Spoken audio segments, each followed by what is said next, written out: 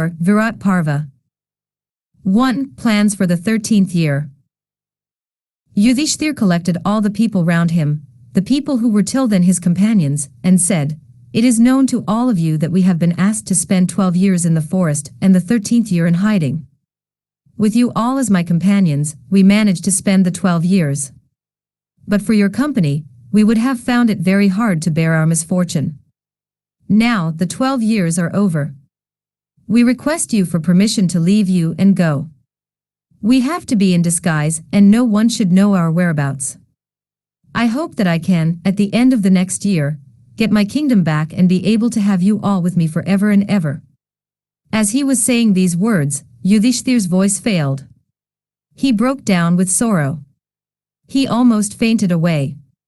So great was the emotion in his heart at the thought of leaving them and going away into the unknown. Dhamya pacified him and said that like the sun which emerges from behind a dark cloud, the Pandavs would shine forth after the year was over.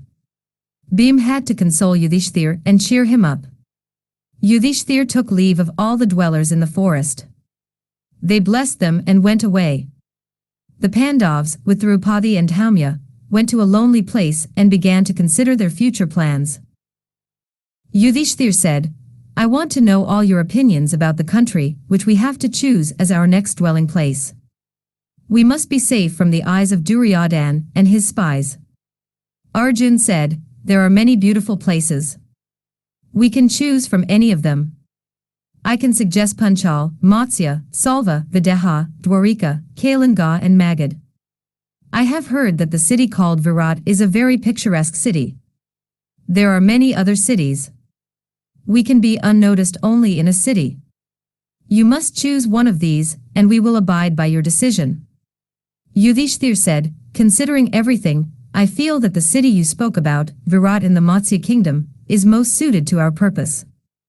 I would have loved to go to Panchal or Dwarika. But they will be the first places where Duryodhan will look for us. As for the other countries, I do not know much about the kings. But the king of Matsya is a good man. He is well known for his noble and generous qualities. He is not a young man either. He is a man I am sure to like. We will spend the next 12 months in the city called Virat. That is settled. Now what are the roles we are going to play? Let us decide that also." From being a subject of worry, this 13th year was now trying to appear to them an adventure. They discussed it with enthusiasm. But suddenly a sadness fell on the younger brothers of Yudhishthir. Arjun said, "My lord, you have been lord of the earth. Even during the 12 years in the forest you have never had to obey orders from anyone. How can you work under any man? How can we bear to see you as a dependent under some king? You must not work under any master. I cannot bear to think on it." Yudhishthir smiled and took Arjun's hand in his. He wiped his eyes gently and said, "Arjun, do not be unhappy. I will not let anyone insult me. I have decided to be the companion to the king, not his courtier. Listen to me. I will go to the king and tell him that my name is Kank. I will wear garments suited to a person who has few desires in this world. I will tell him that my knowledge of the Vedas and the philosophies is profound. I will wear garlands of tulsi and istals, and I will be counting the rosaries all the time. I will also tell him that I am proficient in the game of dice." Here the face of Yudhishthir was lit up by a mischievous smile. He looked at Bheem, who looked at him, and then at the ground, a blush suffusing his face. Yudhishthir continued, "I will keep him company all the time. I have a feeling I am going to enjoy these 12 months." Everyone thought that his idea was good. The Matsya king was sure to treat their brother honorably. Yudhishthir asked Bheem, "My dear Bheem, how are you going to conceal your strength and anger for 12 months? For the sake of a few flowers which Draupadi wanted, you destroyed a whole army of Rakshasas. On the least pretext, on the least provocation, your eyes will become copper red. I do not know how you are going to stay for 12 months in Virat, obeying the orders of others. What are you planning to do, by beloved Bheem? Bheem smiled and said, "Please do not worry about me, my brother. I have decided on the role I am going to play. I will be chief cook in the kitchen of the king. You know, cooking has always been my hobby. I enjoy cooking tasty dishes. I will use that accomplishment to advantage now. I will go to the king. I will approach him with the proposal that I will take charge of his kitchen. I will also tell him that I am a great wrestler. I will be in charge of his gymnasium. I can train all the youngsters in the art of wrestling. The king will like that, I am sure. If he asks for any references, I will tell him that I was previously employed in the kitchen of Yudhishthir, and that since he has gone into exile, I had to look elsewhere for work, that since I had heard that the Matsya king is very much like Yudhishthir, I want to stay with him. He is sure to believe me. My name will be Valala."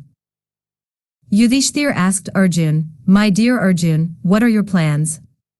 I do not know how you will be able to conceal your bravery and live like a tame servant. I feel so sorry for the trouble you all have to go through because of me." Arjun said, "My lord, there is one disguise I have.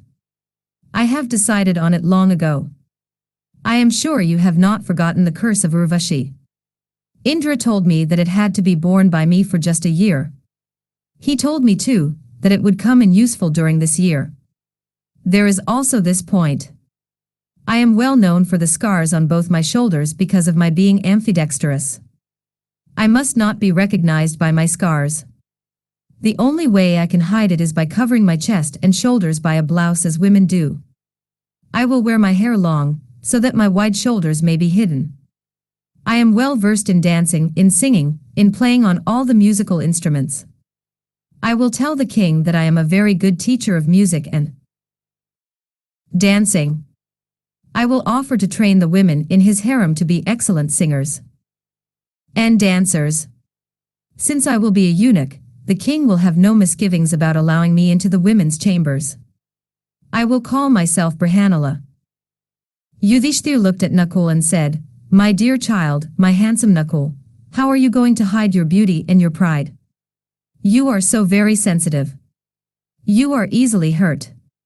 How can you bear this life of servitude?" Nakul smiled and said, "My dear brother, you know how good I am in the art of training horses. I have a way with them. They will listen to my words. I can coax them to do anything I ask. I will demonstrate before the king my power over these animals. He is sure to let me stay in his stables. I will be the man who will be in charge of the king's horses. I will call myself Dharnagranthai." Sahdev was the last. Yudhishthir said, "Sahdev, my child, you are wiser than Brihaspati. You are more diplomatic than even Sakra the divine preceptor. You are the wisest of the 5 Pandavs. There is nothing that you do not know. You are a great politician. I have never seen the like of you. You are the favorite child of our mother. When we left Hastinapur, she was most unhappy at the thought of parting from you. How can I let you, a child, do service under an ordinary man? What are you planning to do, my Sahdev?" Sahdev laughed softly and said, "I am no child, my lord. I will be able to tackle the king as cleverly as my brothers. I will make him see my knowledge of cows. Virat is a king whose chief wealth is cattle. I am very good at making the cows yield the best milk in the whole world. I am rather good at handling cows and bulls just as my brother is with horses. I will call myself by the name Tuntripal." Yudhishthir looked at Draupadi. He felt miserable to ask her what she was proposing to do. He said, "Draupadi, you are more dear to us than our very lives. You are dear to our mother. You are so tender and delicate. How can you work? What can you do? I am so worried about you and your sensitive nature. You have suffered so much already. You must go through just another 12 months. Tell me, what are you going to do?" Draupadi smiled very lovingly at him and said, "My lord, why should you be so upset? When you who had been the lord of the world, when you can do menial service, when Bheem, who can never obey anyone except you, when he can do service in the kitchen of the king, when my Arjun, who is the greatest of archers of this world, an archer who has defied Indra himself, when he can dance and sing, when this handsome dark knuckle, when he can be a stable boy, when Sahdev, the wise and gentle Sahdev, when he can be a cowherd, can I not do my little bit to make these 12 months pass safely and quickly? I will be Sairandhri. I will approach the queen, and tell her that I am clever at decorating women. I will tell her that I can dress the hair in 100 different ways. I will show her that I can string flowers of any shape and any size into beautiful garlands. I can show her how I can perfume her as no one else can. Looking on my accomplishments in the fascinating art of personal decoration, she can never refuse to let me stay with her. I will take care of myself. Let us proceed to Virat. Yudhishthir was very pleased with the arrangements. He was eager to embark on this new adventure. The Pandavs left Duryodhan and went to Kamayaka. From there they reached the banks of the river Yamuna. They walked along the southern bank of the Yamuna. They passed many beautiful forests and gardens. They reached the boundary of the kingdom of Matsya. There they took leave of Taumya. Yudhishthir said, "Please go to Panchal and spend the time there in the court of Drupad. Please do not tell even Drupad where we are. Just tell him that the Pandavs are now to begin their Ajñātavās, that you have been sent by me to his court. All that you must tell him is that we have now left Duryodhan." "So be it," said Taumya. He invoked the gods to bless the Pandavs and went away. Draupadi said, "It looks as though the capital city is still very far off. I am extremely tired. Let us rest here for the night and proceed further in the morning." Yudhishthir wanted to go some more distance and then call a halt.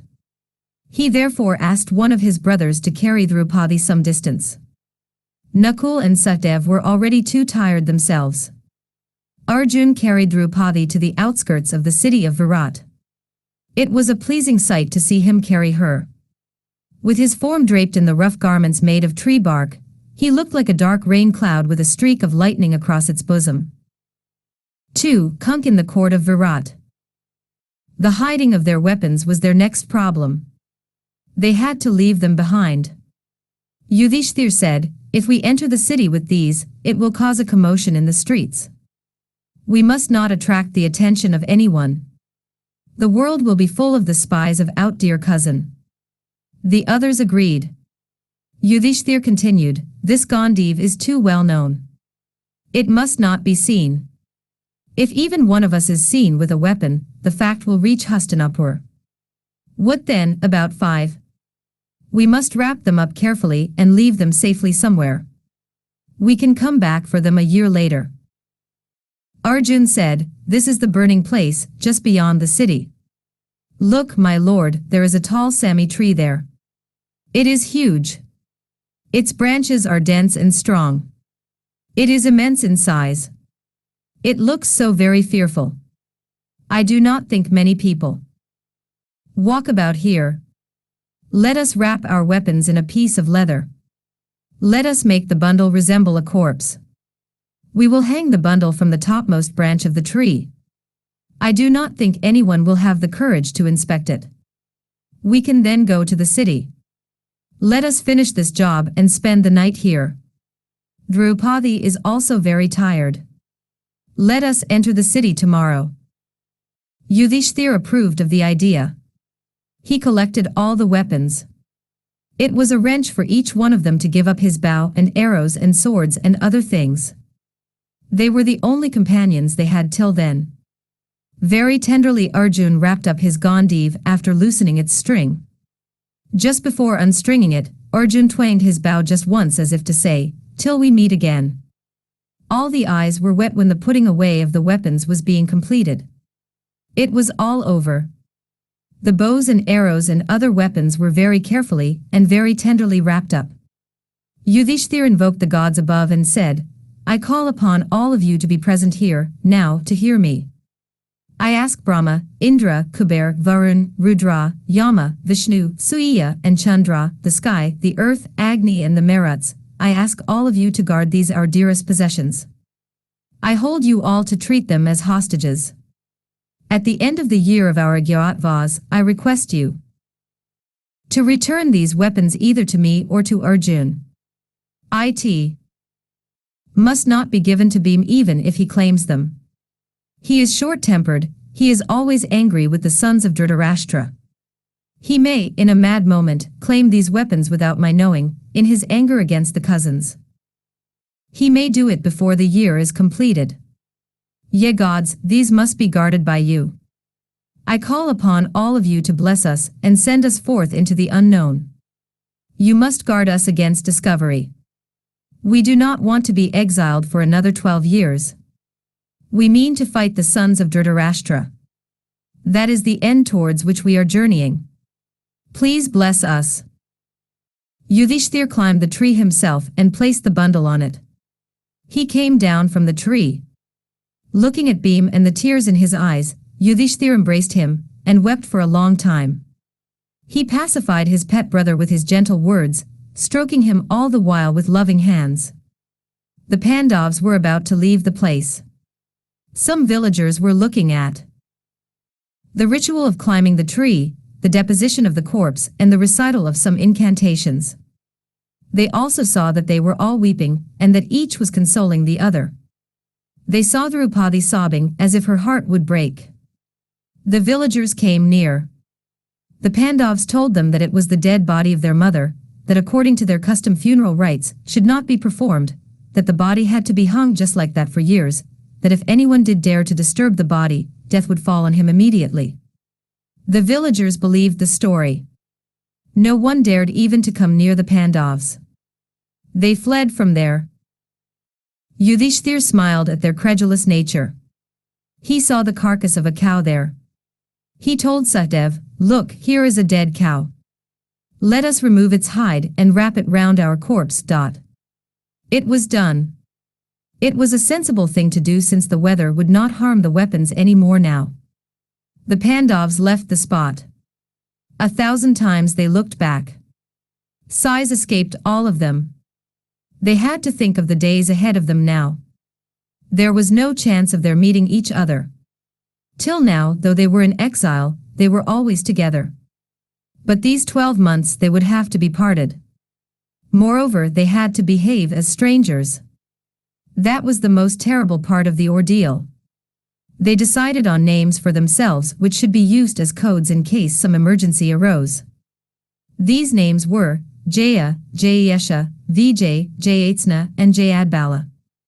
The Pandavs entered Virat. Day dawned. They all bathed in the river. Yudhishthir then put on his disguise. He bade farewell to his brothers and to Draupadi, and walked towards the palace of the king. He reached it in a short time. The king presented a noble picture. Yudhishthir was pleased with his appearance. He advanced boldly to the presence of the king. He did not salute the king. Yudhishthir just stood there. It looked as though one king was visiting another. The king of the Matsyas looked at him and spoke to himself, "Who can this person be? He has not saluted me. And yet I do not feel offended. In fact, I feel that I should get up and honor him. I feel that he may be offended if I do not salute him. He is dressed like a Brahmin, but his walk is that of a Kshatriya. He walks like a tiger. He looks as though he is born to rule the world. I do not know who he is. He charms me with his noble carriage. I must please him in every way." While these thoughts were taking shape in the mind of the king, Yudhishthir had approached the throne. The king got up from the throne and walked to the spot where Yudhishthir was standing. He took him by the hand and said, "I am honored by the presence of a Brahmin like you. I will be very happy to do anything you want me to do." Yudhishthir stated the facts in a simple short manner. He could not tell a lie, but he had to conceal the truth. He said, "I was a great friend of King Yudhishthir, the lord of Indraprastha. You must have known of Yudhishthir, who had to live in the forest with his brothers and their queen as a consequence of a game of dice. You can call me the soul of Yudhishthir, so dear are we to each other. My name is Kank. I am used to spending all my time with Yudhishthir. I am as fond of the game of dice as he is. But now I am cleverer at it than what he was at the time he played and lost. He could never do anything without my knowledge. But Yudhishthir is now in hiding. I am grieved at the fate that has overtaken him and his brothers. I have come to you for succor. You are equal to Yudhishthir in your nobleness, so I have been told. Hence I have come to you. I have now no one whom I can call mine. I have no father, no mother, no one depending on me. I have no belongings. Today, happiness and sorrow weigh the same to me. Pleasant and unpleasant mean the same thing to me now. I am free of all desires. I have come to you in search of peace. Can I get it? Virat was touched by the dignified manner in which Yudhishthir spoke his words. His eyes were full of reverence and he said, "You have honored our city by your presence. I am happy to have you with me. I am also extremely fond of dice. I am happy to get some player who can teach me to play the game as it ought to be played. You must use my kingdom and my wealth as if you own them."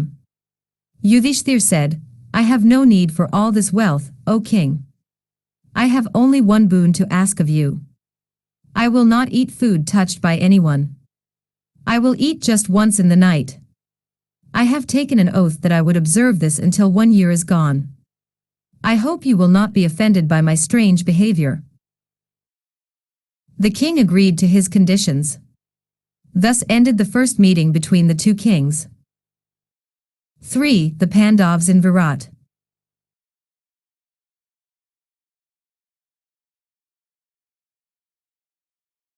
A few days later Bheem entered the city of Virat. Carrying a ladle in his hand he entered the streets of the city and came to the palace of the king. Everyone was amazed at his physique. It was magnificent, there was no other word for it. He calmly entered the palace and came to the court of the king. No one prevented him from walking right in like that. The king looked at him and liked his appearance. Bheem came near the throne and said, "May God bless the king of the Matsyas. My lord, I have come to your court since I have heard about your noble nature and your sympathy for those who are in trouble. I am an excellent cook. It is not good to talk about oneself, but I have to since I have no one to recommend me. I can cook 1,000 different tasty dishes. I will be happy if I am allowed to stay with you and please you." The king looked at him and said, "Young man, you seem to be too good for the job you propose to take up. To me, you look like a prince in disguise. You are more fit to command an army sitting on an elephant or in a chariot. Your body seems to be so very well trained by exercise. You look so unlike a cook." Bheem laughed lightly and said, "You are right, my lord. I am not a cook by profession. I am a wrestler. I can defeat all the wrestlers in this world. Cooking is just my hobby. Being a hobby, it gives me great pleasure whenever I have a chance to practice it. I will take good care of your gymnasium. I can train young men to develop their bodies well. I will also be a cook in your kitchen." The king said, "I find you to be a charming person. I am happy to have you with me. You will not be just a cook. You will be in charge of my kitchen. You can supervise the entire kitchen and take care to teach the cooks all that you know. You will also be in charge of my gymnasium. I am very pleased to have you with me." Bheem said, "I am grateful to you, my lord, for these kind words. My name is Valala. I will take up my duties immediately." 2 of the Pandavs were now successful in finding a hiding place. The court of Virat took on a new splendor since Yudhishthir was there. Bheem was happy since he enjoyed the tasks he had undertaken. Arjun entered the court of Virat. He was wearing his hair long. It was covering his shoulders. He was wearing necklaces made of corals and pearls. His form was draped in red silk. He was looking charming. His feminine attire hid his glory, and at the same time it did not. He looked like the moon during the eclipse. Arjun walked straight to the throne and said, "I am Brihanala, the dancer. I am well versed in all the fine arts that a woman should know. No one can make flower garlands for the hair as I can. As for my dancing and my music, I have learnt it from a Gandharv. There is no one to equal me in these arts. I want to stay in your court and train your daughter in the fine arts of dancing and music. I hope you will have me." The king was pleased with his manner of talking. He said, "You say you are a dancer. But to me, you look more like a warrior, especially an archer. Your arms and your chest make me think that if you had learnt archery, you would have been an excellent archer. I like you very much. Tell me, are you really half woman as you say? You must be an archer. I will entrust my kingdom to you. I am an old man. Stay with me and be like a son to me. I will give my kingdom and all that I have to you. You can rule my kingdom. You seem fitted to be a king, and not to be a dancer." Arjun smiled a shy and charming smile and said, "My lord, the only string that I can twang is the string of the veena. The only art I know is the art of dancing.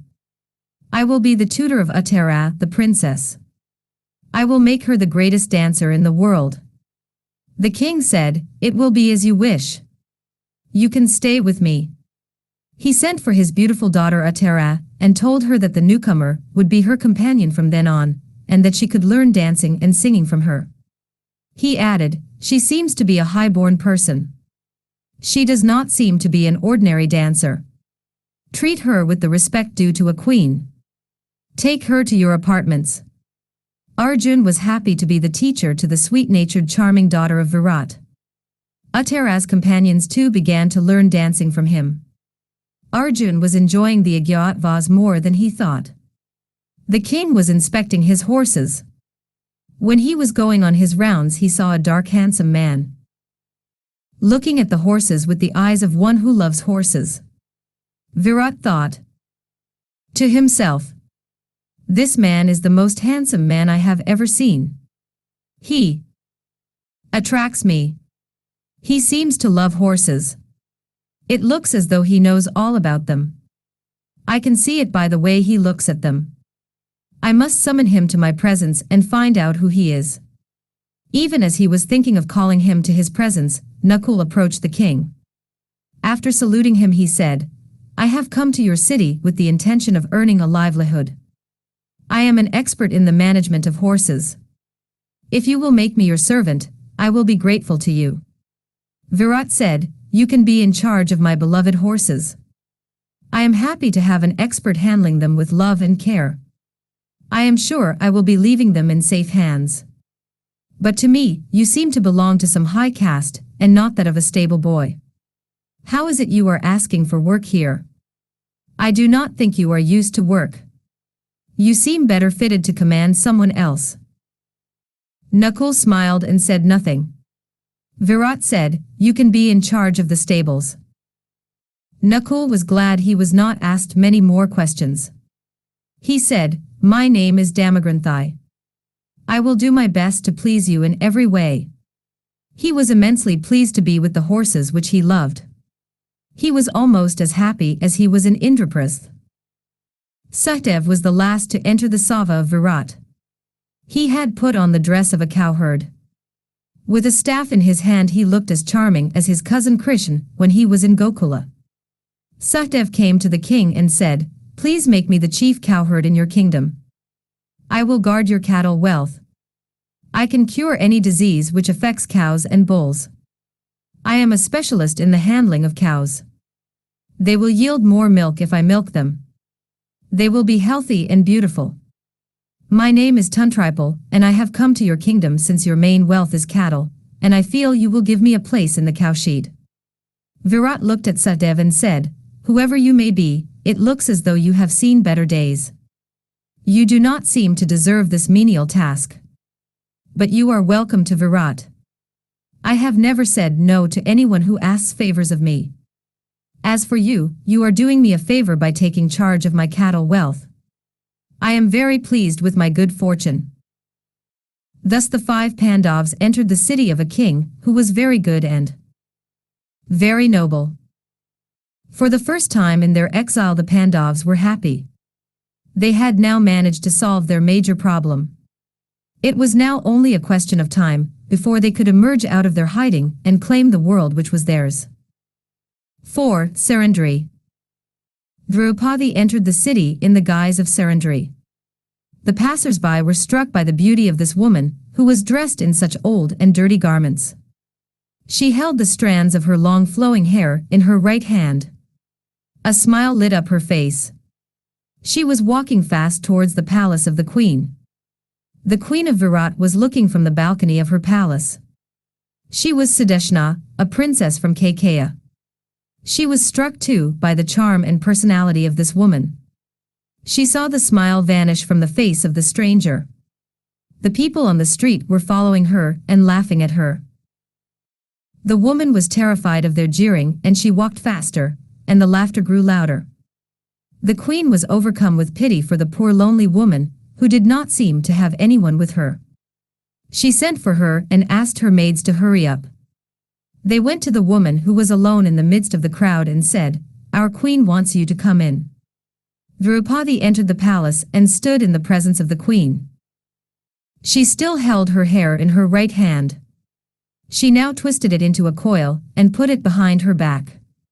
She saw the queen get up from her seat. Draupadi was still trembling because of her experience on the streets. The crowd jeering at her was an insult they had to bear.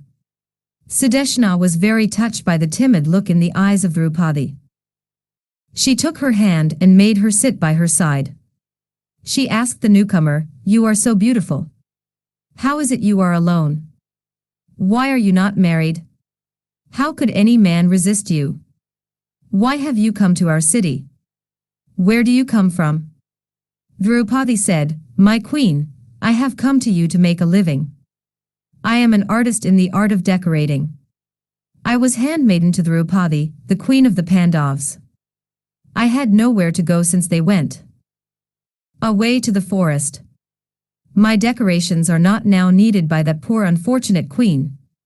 Hearing about your good qualities, I have come to you in the hope of pleasing you with my accomplishments. I hope my hopes will not be vain hopes."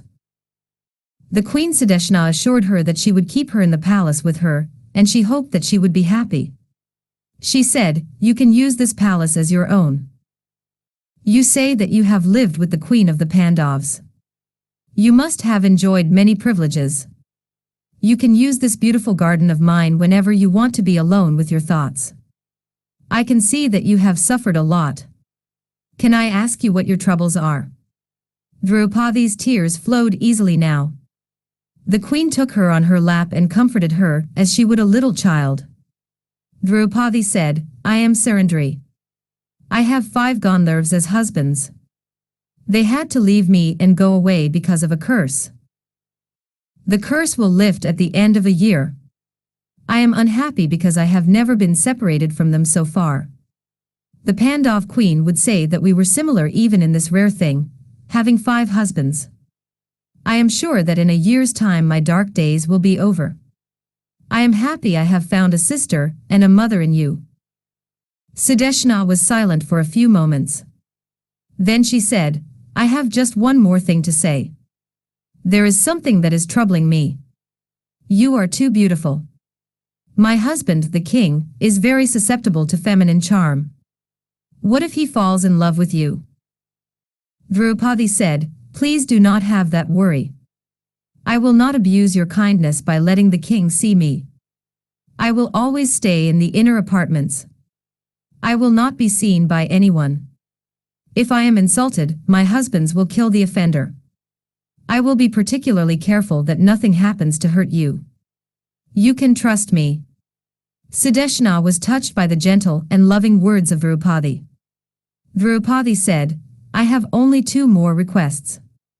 I will not eat food that is left over, nor will I massage the feet of others. These tasks, if performed by me, will displease my husbands." The queen said that she would never have occasion to do either of these things. 5. The wrestling match. The queen of the Pandavs was a flower girl, Yudhishthir was a companion to Virat, Bheem was a cook, Arjun a dancing master, Nakul was a stable boy and Satyava a cowherd. The freaks of fate are indeed inscrutable. Her games are played in the most perverse ways imaginable. But strange to say, the Pandavs were all happy, and Draupadi too. The king of Virat was a very noble king, and his wife was his perfect counterpart. The princess was a delightful child. They spent the time happily in the beautiful city of Virat. 3 months were over. They had only 9 months more. During the 4th month of their stay in Virat, there was celebrated in the city a great festival in honor of Shankar. The celebrations included an exhibition of wrestling. From all over the world came wrestlers to show off their prowess. The function was very impressive. The king, with all his retinue, sat there, watching the wrestling. There was one wrestler who had come from a foreign land. He was invincible. All the wrestlers in Virat were defeated by him. He stood in the middle of the ring, and called out in a loud voice, "I am the greatest wrestler in the world. There is no one who can challenge me. I am more powerful than lions and tigers." His bragging was unbearable. The king was disappointed in his own men.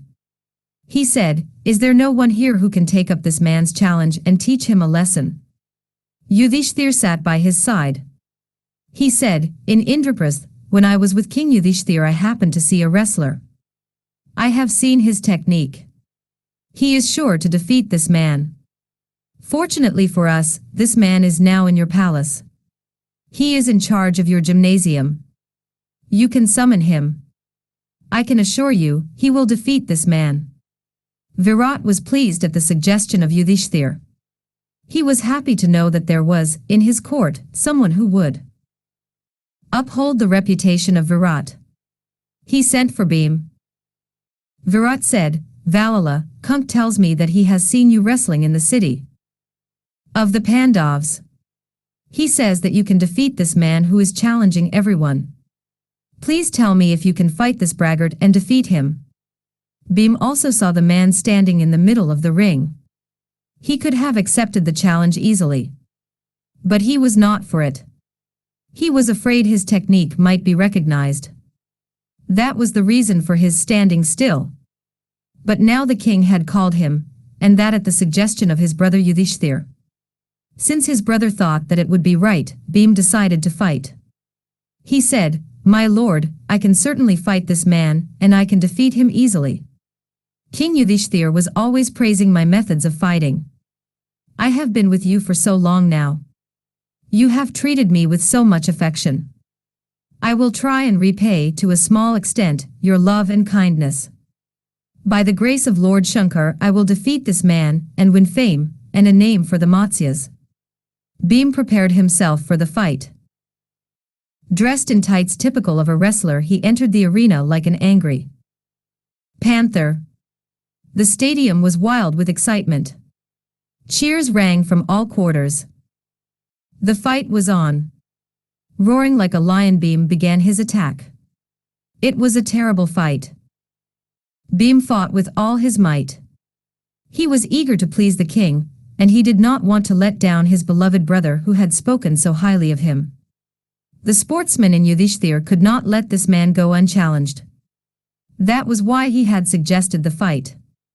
It was now up to him to maintain his name and reputation. The two fighters looked like two huge rain clouds charging against each other. The spectators did not move an inch.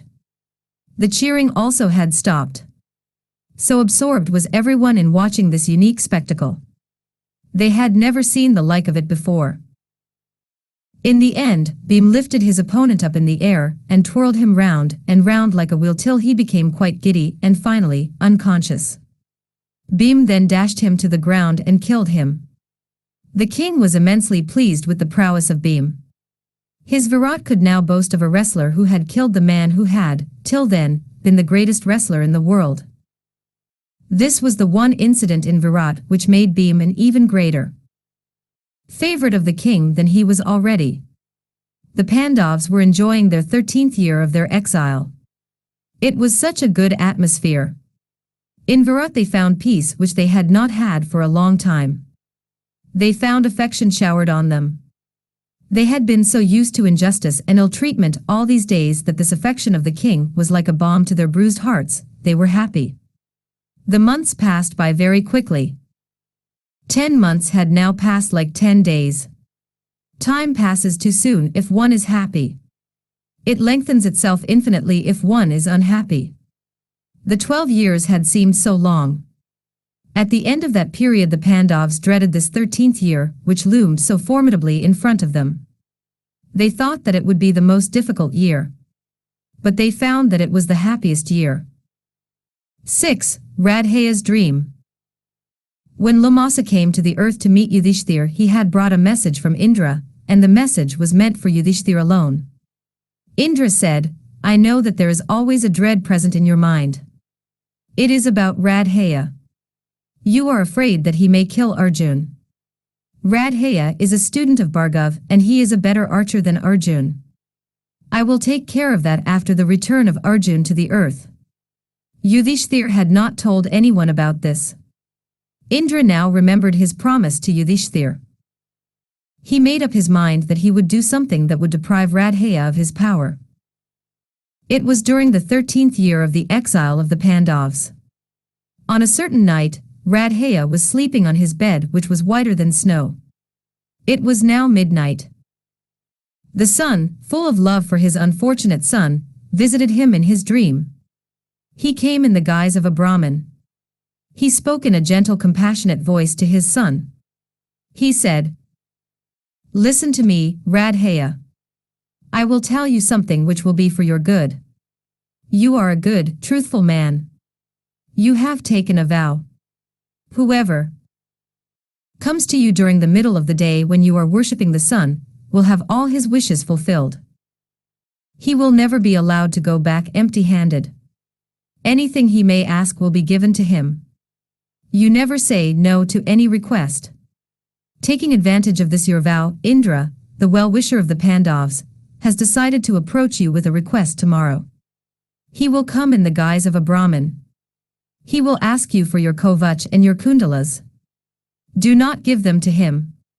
Your kundalas were given to you by someone who had got it from Uttara. These are given to you as a special protection. I cannot tell you who gave them to you because I am not allowed to speak about it. When Indra asks you to give him these, try to offer other things instead. Offer him your entire kingdom. Tell him that you will give anything except these two things. If the kundalas are severed from your ears, your life will be shortened. You will die soon. The kovach is an armor against fate itself. With the kovach you are invulnerable. No one can defeat you as long as you are wearing these two. But once they are severed from your body you will be defeated and killed. They have been dipped in the nectar of immortality, the divine Amrita, the food of the gods. If you hold your life dear, you must protect these two things. Radhaya was touched by the concern in the voice of the Brahmin. He said, "You are very fond of me. You can be no ordinary Brahmin who can tell what will happen tomorrow. Please tell me who you are. You seem to be so concerned about my welfare. In this wide, wide world, no one has shown me so much affection except my dear mother Radha. For her I live in this world full of pain. Again, Duryodhan loves me. It is because I want to please him that I have been living on. For my part, life does not hold any attraction. I am immune to the joys and sorrows that have happened to me so far. But this your love for me makes me curious to know who the third person is. Who is concerned about me?" The sun said, "I am Surya, with the 1,000 rays of light. I have immense affection for you. I do not want you to be duped by your enemies. That is why I came to you while the world is sleeping. Do as I say. I am talking like this so that you may live long." Radhaya fell at his feet and said, "My lord, I have chosen you as my god. I do not worship any other god. You are my Ishtadeva. I am fortunate to have seen you in person. You have come to warn me about Indra. You are my well-wisher. You want me to refuse to give up these two charms, the kovach and kundalas. They mean my very life to me, you say. Now, I will tell you something. You are the daily witness to the vow I have taken. Every day, when you reach the zenith, I worship you, and when my worship is over, I wait for someone to ask me for alms. I grant them all that they ask for. My lord, you have been watching this ritual for years. I took up this vow when the name Sutputra was a stigma which clung to my name. I said that I would win knowledge and fame and punya by constant endeavor. I learned archery from the greatest of archers. That became fruitless because of the fact that I am a Sutputra. But this vow which I have taken, which has brought me so much punya, this vow has given me peace which I had not tasted for long. I am happy when I give away something. The dearer a thing is, the greater the happiness when I give it away. I am prepared to give up even my life, if I am asked to. So tomorrow if Indra comes to me asking me for alms, the alms which is going to be of advantage to the Pandavs, the alms which may cost me my life, do you think I will refuse him that? I have never loved this life of mine. I do not mind giving it away. A good name, my lord, is the only thing that I have wanted. I do not want to barter it for a long life. If I refuse to give Indra what he wants, my fame will die immediately. The name I have earned as Radhaya the giver will die in a moment. I will live long and my ignominy will live longer. Death with fame is much more to be desired than a long life with ignominy. If the killer of Vritra, the lord of all the gods in the heavens, if he comes to me as a beggar, I will consider it a privilege to grant him what he wants. He may be fond of the Pandavs, he may be partial to them, in his partiality he may be tempted to take advantage of my vow and deprive me of my strength. I do not care what prompts him to do so. I know only this, I have been the chosen target of fate. Several things have happened to me. All of them have only one thing in view, the defeat of Radhaya and the success of Arjun. I know all the conspiracies of fate. I know that I am not meant to win. But I will not move away from the path of duty that I have set down for myself. If Indra asks me for a boon, then it will be glory for me to grant a boon to the greatest of all givers, the giver who makes the world live by his bounty. Fame is the woman I have chosen for my bride. I love fame more than I love my life. A man who has earned fame lives in the heavens. Infamy means annihilation. Fame puts new life into man. It makes a man feel young. It protects and guards a man like a loving mother. If I refuse to give Indra what he wants, I will live long, no doubt. But the infamy will rob me of my afterlife. Fame envelopes the life of man, and it is the only thing permanent in this world where everything else is transient. It makes life on this earth pure, and it is longer than life itself. I will lose this body of mine and attain lasting life. Do you think I will forego this chance? I will fight in the war to the best of my ability. I will kill my enemies to please my dearest friend.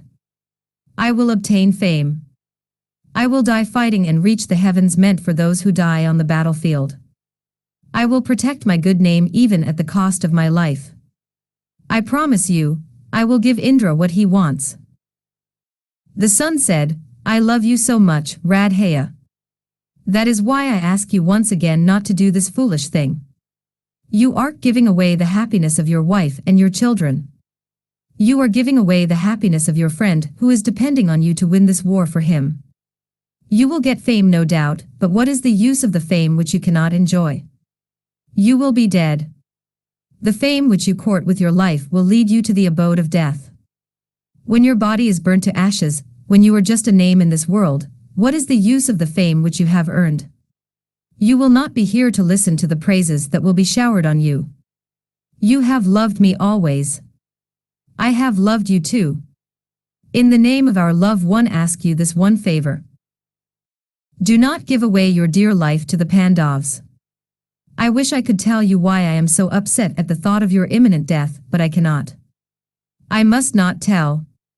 I can only ask you not to give away the Kovach and the Kundalas, which were placed on you by a god who loves you like his very life. Radhaya, it has been the one desire in your life to kill Arjun. You can do it only if you have these two things. If you lose them, you become vulnerable. If you do not part with the Kovach and the Kundalas, no one, not even Indra or Rudra or Vishnu, can cause you any harm. If you want to realize your ambition to kill Arjun, if you want to please your dear friend Duryodhan, you must not grant the boon to Indra tomorrow. Radhaya was overpowered by the love the son had for him. He said, "My lord, you are the only god I have worshipped. I have no one whom I can call mine. I have no father. I do not know who he is. As for my mother, I do not know her either. She abandoned me as soon as I was born. I have no one who loves me. You, my lord, are the only person who is dear to me. In your affection for me you have come to warn me. You said to yourself, Radhaya, my Bhakta, is in danger of losing his life. I must protect him. My lord, I do not know how to repay your kindness. You know I would do anything to please you. And yet, I am unable to obey you. I beg of you to forgive me. I have never known what fear is. I have never been afraid of death. But there is one thing that I fear most. It is untruth. I cannot be false to myself. I have to adhere to the vow I have taken, not to refuse anyone anything.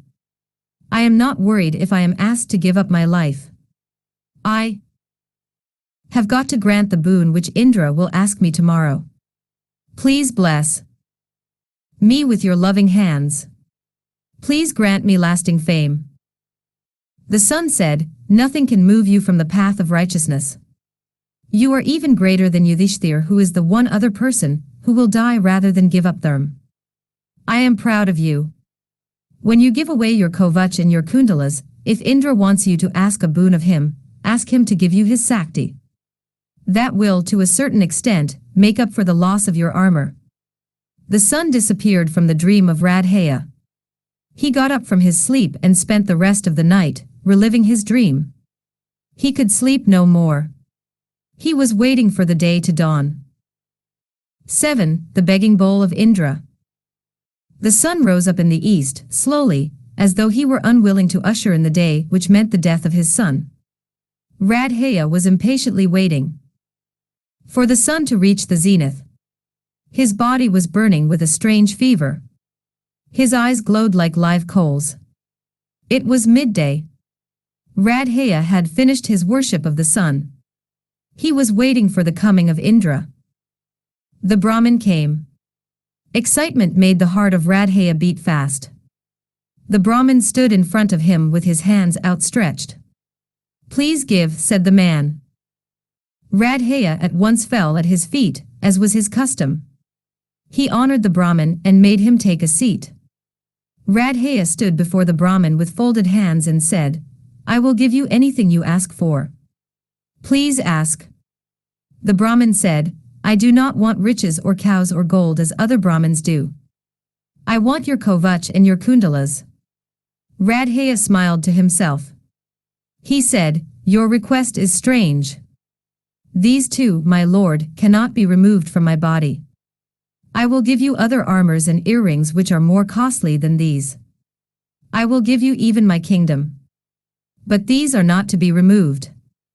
The Brahmin said, "I have heard that you are the greatest of all givers. I do not want anything else. I want only these two things. If you are really as truthful and righteous as you are reputed to be, make that tradition true. Cut them away from your body and give them to me. This will be the greatest gift that you have ever given, or that you will ever give hereafter." Radhaya smiled all the more to himself and said, "My lord, you are evidently attracted by the glow from these things. They are not ordinary ornaments. They have been dipped in the nectar which is the food of the gods. They have been placed on me to grant me long life, and to protect me from death. I have sworn to my friend Duryodhan that I will kill Arjun in the war that is to be fought. For that, I must have this Kovach and these Kundalas. That is the only reason why I am asking you to let me keep them." The Brahmin was adamant. He wanted these two things, and would not take anything else.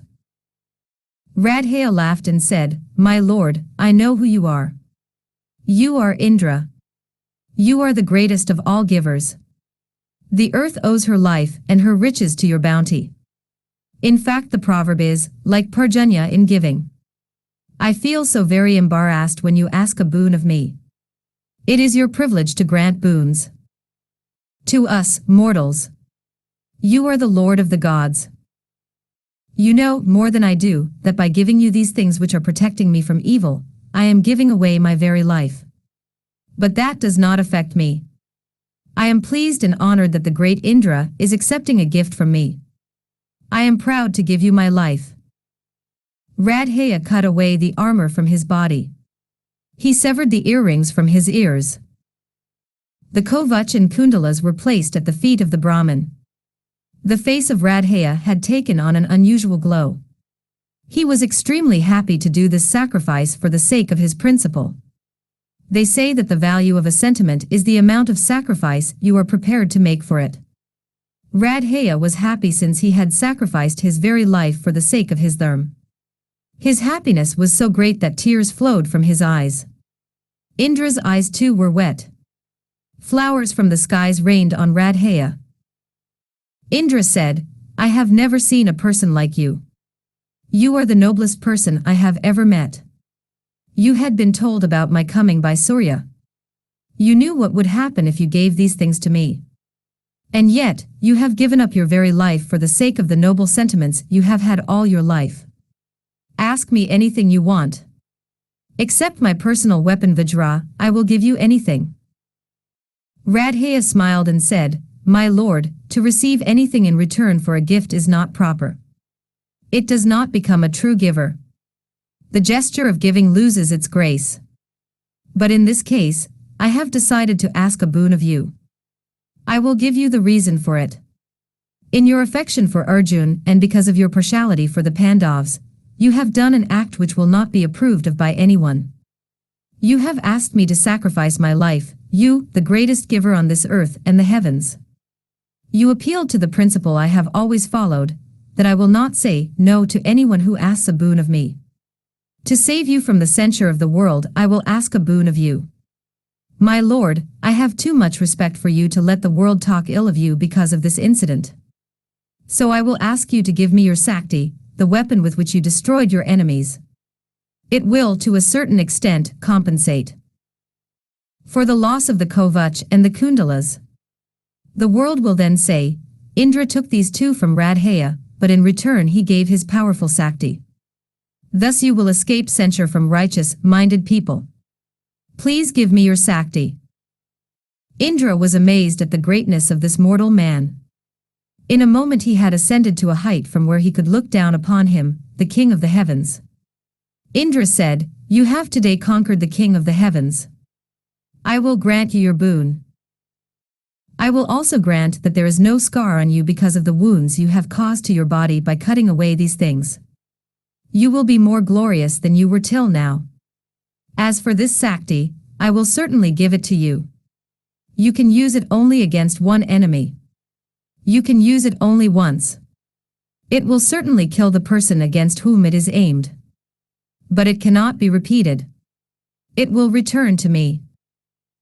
Radhaya said, "I need it just once, against just one person. I have just one enemy."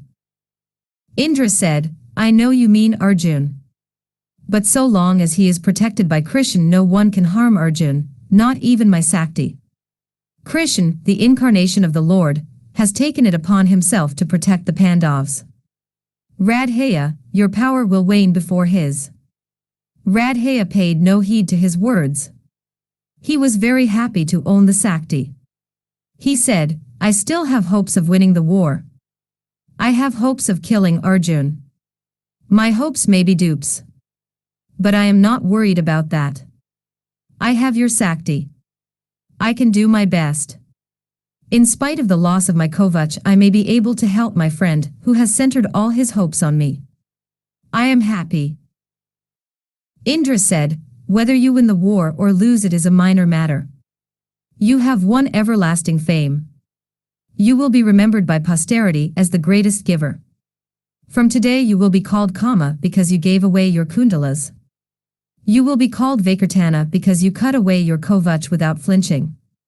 You will be known in the world of men as the man who could defy fate and carve a name for himself in the scrolls of time. It is not given to everyone to be a personage like you who will be remembered forever and forever. You said that the proverb is, like Parjanya in giving. Radhaya, it was. From today the proverb will be, like Kama in giving. As long as the world lives your name will be remembered. But now I must go. Radhaya fell at his feet and said, My lord, I have one more request. Today, I have found a friend in you. You seem to like me. If you do really like me, will you do me a favor? For the last so many years I have been suffering so much because of my birth. It has been shrouded in so much mystery that I have almost lost my reason, trying to unravel the mystery. Will you reveal to me the secret of my birth? Can you tell me who I am? Who is my father? Who is my mother? Can you not put an end to my suffering? Indra looked at him with compassion and said, I wish I could tell you. But it is a jealously guarded secret. You must not know it, not just yet, anyway. Radhaya accepted his words with a shrug of resignation. He knew that he was powerless against fate. As if to say it's no matter, he brushed away the tears from his eyes and saluted Indra. Indra raised his right hand and blessed Radhaya with the words, May your name perfume posterity. Those who hear your name spoken, those who hear this story of your sacrifice, will never more swerve from the path of truth. The heavens rained flowers on Radhaya and Indra. A cool breeze blew. The earth was wet with a few drops of rain. The earth smiled. Indra disappeared. He had robbed Radhaya of his life, and yet he had granted him eternal life. 8. Keechak, the brother of the queen. Draupadi was loved by the queen. She was treated almost like a queen since she had once been a companion of the queen of the Pandavs. She had gentle and very charming manners which endeared her to everyone. She passed 10 months of the Ajñātavās in the palace of the queen of the Virats. The queen had a brother. His name was Keechak. He was the commander of the king's army. He had gone out on a tour of conquests at the time when the 5 Pandavs entered Virat. He returned to the capital city in triumph. There was a great reception held in his honor. After it was all over, Keechak came to the apartments of his sister to visit her. He was a great favorite of his sister. He spent some time with her and returned to his palace. On his way back, he saw the gardens of Sudeshna. The trees were laden with flowers. Spring had come already. The garden was an enchanted place. Keechak stood for a moment, looking at the beautiful garden. Suddenly he entered it. Why should he have entered it? What made him enter? A whiff of perfume, perhaps, a flower-laden branch beckoned to him perhaps. It was fate and nothing else which made him enter the garden and walk about among the flowers. He saw Sairandhri. He looked on her and all was light. She was beautiful. But Keechak had known many beautiful women. Perhaps it was her charm, her dignity, her grace. Other women had all these qualities. But Sairandhri held him in thrall. Draupadi had gone there for a moment of peace. She would often walk there since the queen had asked her to use the garden when she wanted to be alone with her thoughts. The triumphal entry of Keechak into the city reminded her of the entries of Bheem, Nakul, Sahdev, and Arjun during the Rajasuya days. To shed her tears in secret, Draupadi had sought refuge in the flower garden. She found suddenly that she was not alone. She turned round and found Keechak looking at her.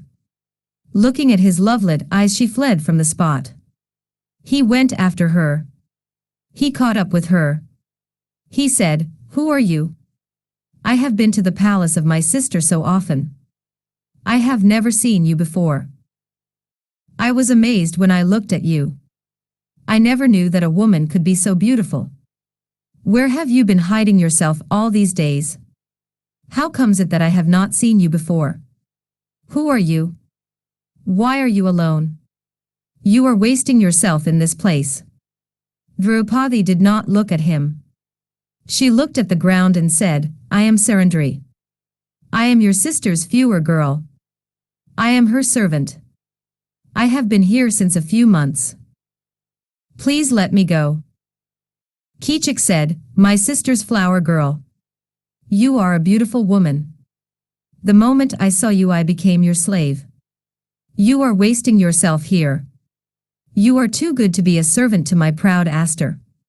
Your beauty is wasted here in a woman's apartments. Your beauty has overpowered me. I feel like a bird faint with the perfume of spring. I cannot think of anything else except you. I do not think you should dress my sister's hair. I do not think I will be able to bear it.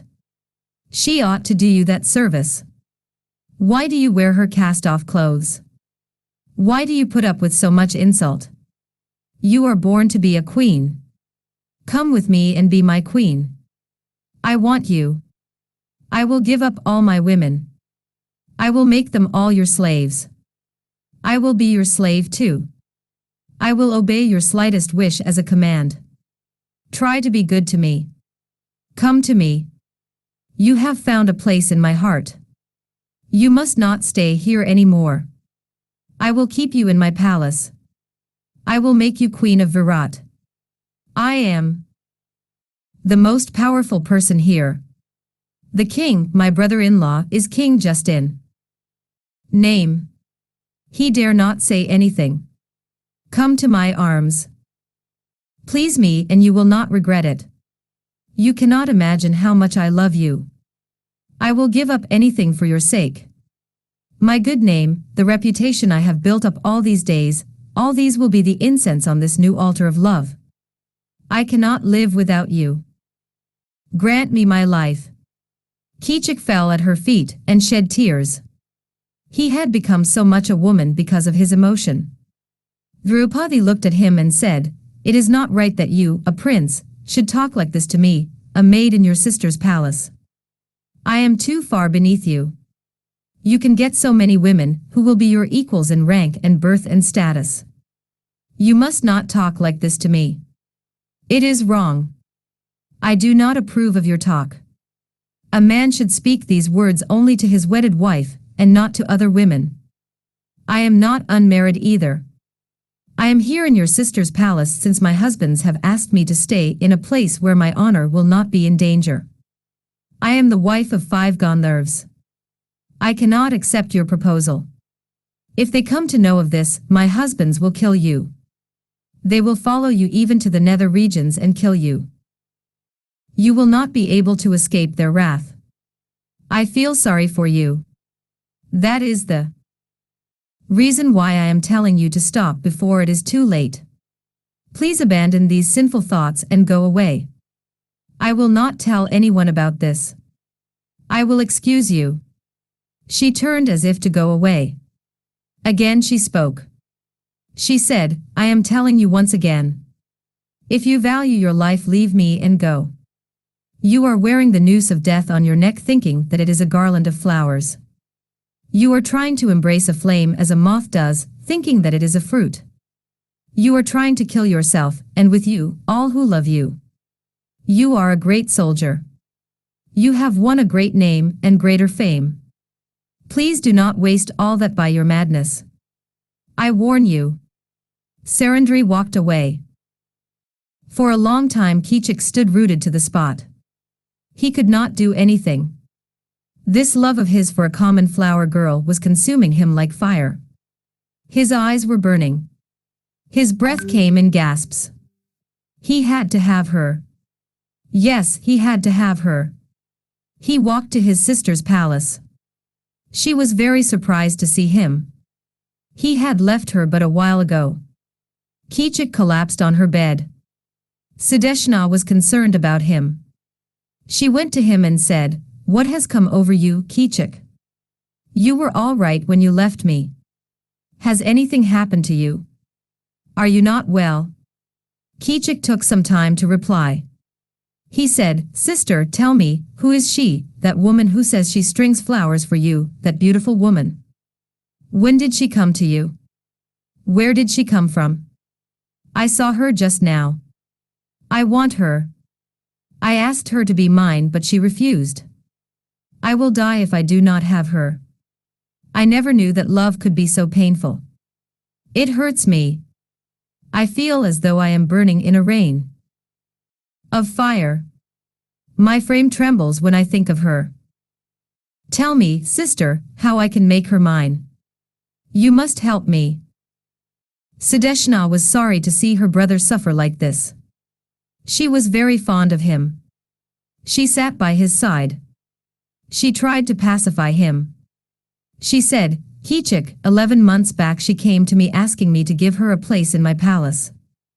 I have promised to take good care of her. Her behavior has been so good. She has become dear to all of us. She told me at our first meeting that she has 5 Gandharvs for husbands. If anyone insults her they will come and kill the wrongdoer. Once the king, my husband, happened to see her. He thought of approaching her with his intentions. I told him in soft words that what he thought would not be possible since she is guarded by her 5 husbands. Since then his thoughts have been just thoughts. He is afraid of the husbands. She has told me that their wrath will be more terrible than a forest fire. Keechak, my dear brother, do not think of her any more. I have so many other maids with me. Choose any of them. I will give you anything you ask for. But do not think of Sairandhri. If you want to live, do not think of her. She will be your death. You are dear to me. Do not make me unhappy. I want you to forget Sairandhri. Keechak looked at her and laughed. He said, My dear sister, after looking at Sairandhri how can I think of anyone else? She is the one woman for me. She is as radiant as fire. Her form is one huge flame, and her eyes the sparks leaping out of it. Her hair.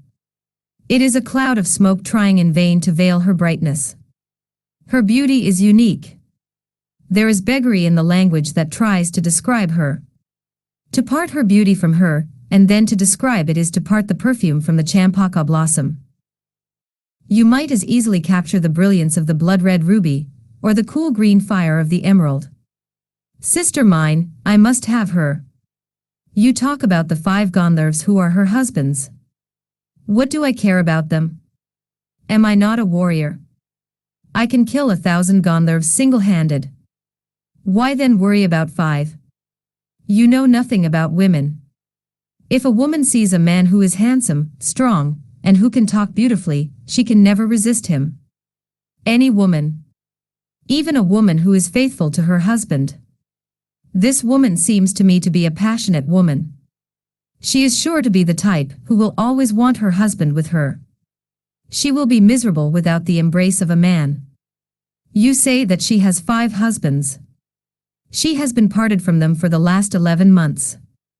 Surely she is easy to coax. She will yield to me and my love-making. A woman like her, who is made for the act of love, will not find it easy to resist a man after months of loneliness. Her response will be wonderful. She will please me and I know that I will be able to please her. Only, I must have her to myself alone. You must somehow manage to send her to my palace. I will take care of the rest. I will make her mine. Sudeshna did not like this to happen to her brother. She had an instinctive fear of the future. She knew that the threats of Sairandhri were not just vain words. She knew that her brother was courting death by trying to make love to this woman. But she was sorry for him. She wanted him to be happy. She said, My dear Keechak, why have you become so foolish? I know that you will be killed because of the insult you are offering to Sairandhri. I do not want my beloved brother to die. That is why I am trying to tell you all this. But I find that you are adamant. I will do what I can. You must go away now. Very soon, I will send her to you. I will ask her to bring me some wine from your palace. If you can win her, well and good. But if you cannot, I dread the future. I am afraid for you. Keechak hugged his sister to his heart and said, there is no one like you, my dear sister. I will never forget this your kindness." He hurried from her palace, prodded on by fate. 9. Sairandhri in the court hall. Siddhisama waited for a day or two. By then she heard that her brother was almost ill and in bed. He was suffering agonies because of his affliction. The queen sent for Sairandhri. She said, "I hear that my brother Keechak has brought some rare wines. I am feeling thirsty. Please go to his palace at once and bring me some wine from my brother." Draupadi was stunned. She did not dream that the queen too would become party to the evil schemes of Keechak. A hot sigh escaped her. She said, "My queen, please do not send me there. Your brother has wrong ideas about me. He has already molested me with his advances. I do not want to go to his house. I came to you for succor. You have been protecting me for the last so many months. It is not right that you should undo all that by sending me to your brother. He will force me to obey him. I will not go there. I have no one to help me except you. Please be good to me. You are a woman. You must be kind to me, a helpless dependent. Please send someone eke to the palace of your brother. Ask me to do anything else, I will gladly do it. But do not send me to the palace of Keechak. He will insult me." Siddeshna was furious with her. She said, "I want you to go. I do not like the manner in which you talk about my brother. He is not the type of person who will molest women. You are just thinking up something to avoid what I am asking you to do. You will not be molested by him. He knows that my maids must be treated well. Go quickly and bring me some wine. I am thirsty." Sairandhri had to obey her. She took in her hand the vessel of gold which the queen gave her, and walked to the palace of Keechak. He had been waiting for her coming. Looking at her approaching his apartments, he went to receive her. He spoke to her in a voice full of love. He said, "So you have come at last. I have been waiting for you since ever so long. Come, my beloved. It is not right that you should be standing. Look, I have prepared a bed for you. Come with me and rest there. Take me for your lover. Let us drink and enjoy this meeting of ours." Draupadi said, "My lord, I did not come here to be with you. I was sent by my queen to bring her some wine from your palace. Please hurry and fill this bowl of gold." Keechak laughed loudly and said, "How now, my dear woman? Now that you have come to me, do you think I will let you go so soon? I will send the wine with someone else. You stay here. Please me, and then you can go." Keechak came near her and tried to take her hand. With a frenzy born of fear, Draupadi pushed him to the ground and tried to run away from there. She ran in the direction of the court of Virat. Yudhishthir was there and she wanted his protection. Dropping the bowl of gold to the ground, she ran as fast as she could. Keechak ran behind her. He grabbed her hair and threw her on the floor. He kicked her with his foot. Draupadi was desperate. With her hair floating behind her like a cloud, she ran to the court of Virat. The king looked at her. Yudhishthir looked at her. No one spoke a word. Bheem had come there by chance. He took one look at the scene. His eyes burned like fire. He breathed fire. He would have killed Keechak on the spot. He began to uproot a tree that was near at hand. But Yudhishthir stopped him with a look. He said, "If you want firewood for your oven, do not break the branches from this tree. The wood will be too green. It will not burn. It is no use venting your energy on the tree. When the tree is dry enough, you can destroy the offending tree. The time is not ripe enough." Bheem understood what he meant. They should not spoil the future by hasty actions. He must wait. Bheem looked at the earth and stood silent. Draupadi saw all this. She was furious with Yudhishthir. She looked at the king and said, "My lord, how can you allow this to happen in your kingdom? I have come to you for protection. You must protect me from this man who is harassing me. I have 5 husbands, but they are not able to punish this man. They are silent. You are the king. There is no refuge but you. You must save me from ruin. I appeal to you." The king was silent. He could not do anything. The powerful Keechak was the commander of his army. He could not afford to antagonize him. He did not dare to speak harshly to him. No one could do anything else but watch the entire proceedings. The king said, "I cannot pass judgment on something which did not happen in my presence. I saw only the end of it. Unless I know that the fault is entirely that of Keechak, I cannot do anything. How do I know what provoked him to kick you? Perhaps he was justified. I do not know. Please go away from here." Yudhishthir was furious with the king for the spineless manner in which he tried to avoid the issue. His brow was wet with sweat. He had to control his anger. He addressed his dear wife and said, "I think it will be better if you go back to the apartments of the queen. Your husbands are sure to be aware of all that has happened so far. They are no doubt angry. They do not leap to your rescue since they perhaps think that the time is inopportune. It is not right that you should be angry with them because they did not hurry to your side to help you. Your husbands think that this is not the time to be angry. Please be patient. The time will come when all your troubles will be over. They do not come now because they do not want their long penance of the past so many years to go waste. They do not want to do the penance again. They expect you to cooperate with them and put up with this trouble for just 15 days more. You can then leave this city and go to your husbands. They will then be free to do as you please. You know that they are under a curse. That curse is to lift in a fortnight's time." Draupadi would not move from there.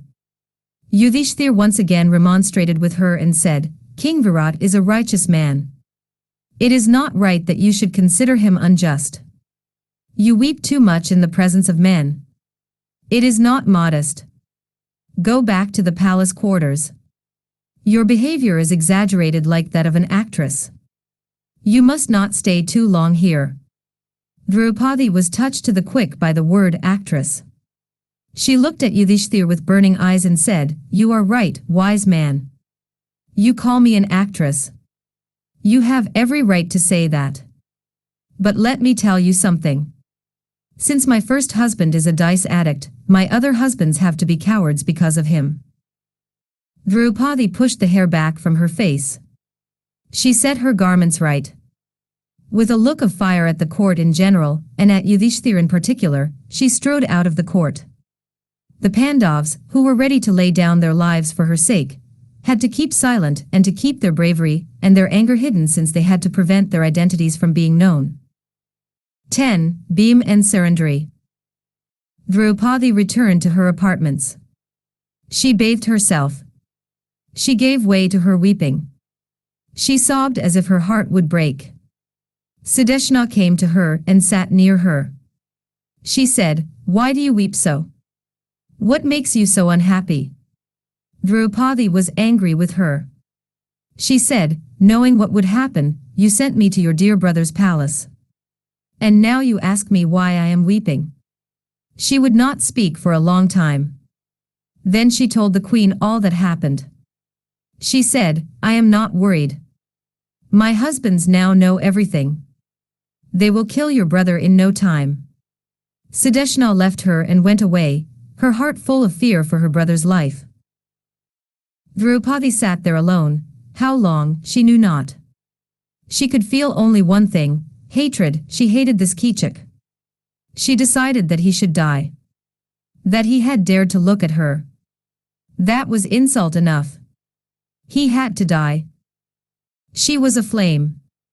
She would consume him. She would not eat. She would not sleep. She spent hours thus. At last she decided on the course of action. That night when everyone had gone to sleep, Draupadi got up from her bed and walked with determined steps towards the place where Bheem slept. She entered his sleeping quarters. He was there, sleeping. Draupadi went and sat by his side. She looked at him for a long time. She roused Bheem from his sleep. He got up and sat on the bed. She spoke to him in a voice as sweet as the notes of the veena. She looked at him with love and said, "Bheem, my dear Bheem, how can you sleep when I am spending my nights and days in pain? Are you also as hard-hearted as your brother? How can you sleep as long as Keechak is alive? How can you let me suffer and sleep as though nothing has happened?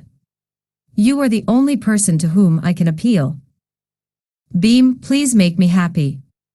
Bheem said, "This is a rash thing you have done.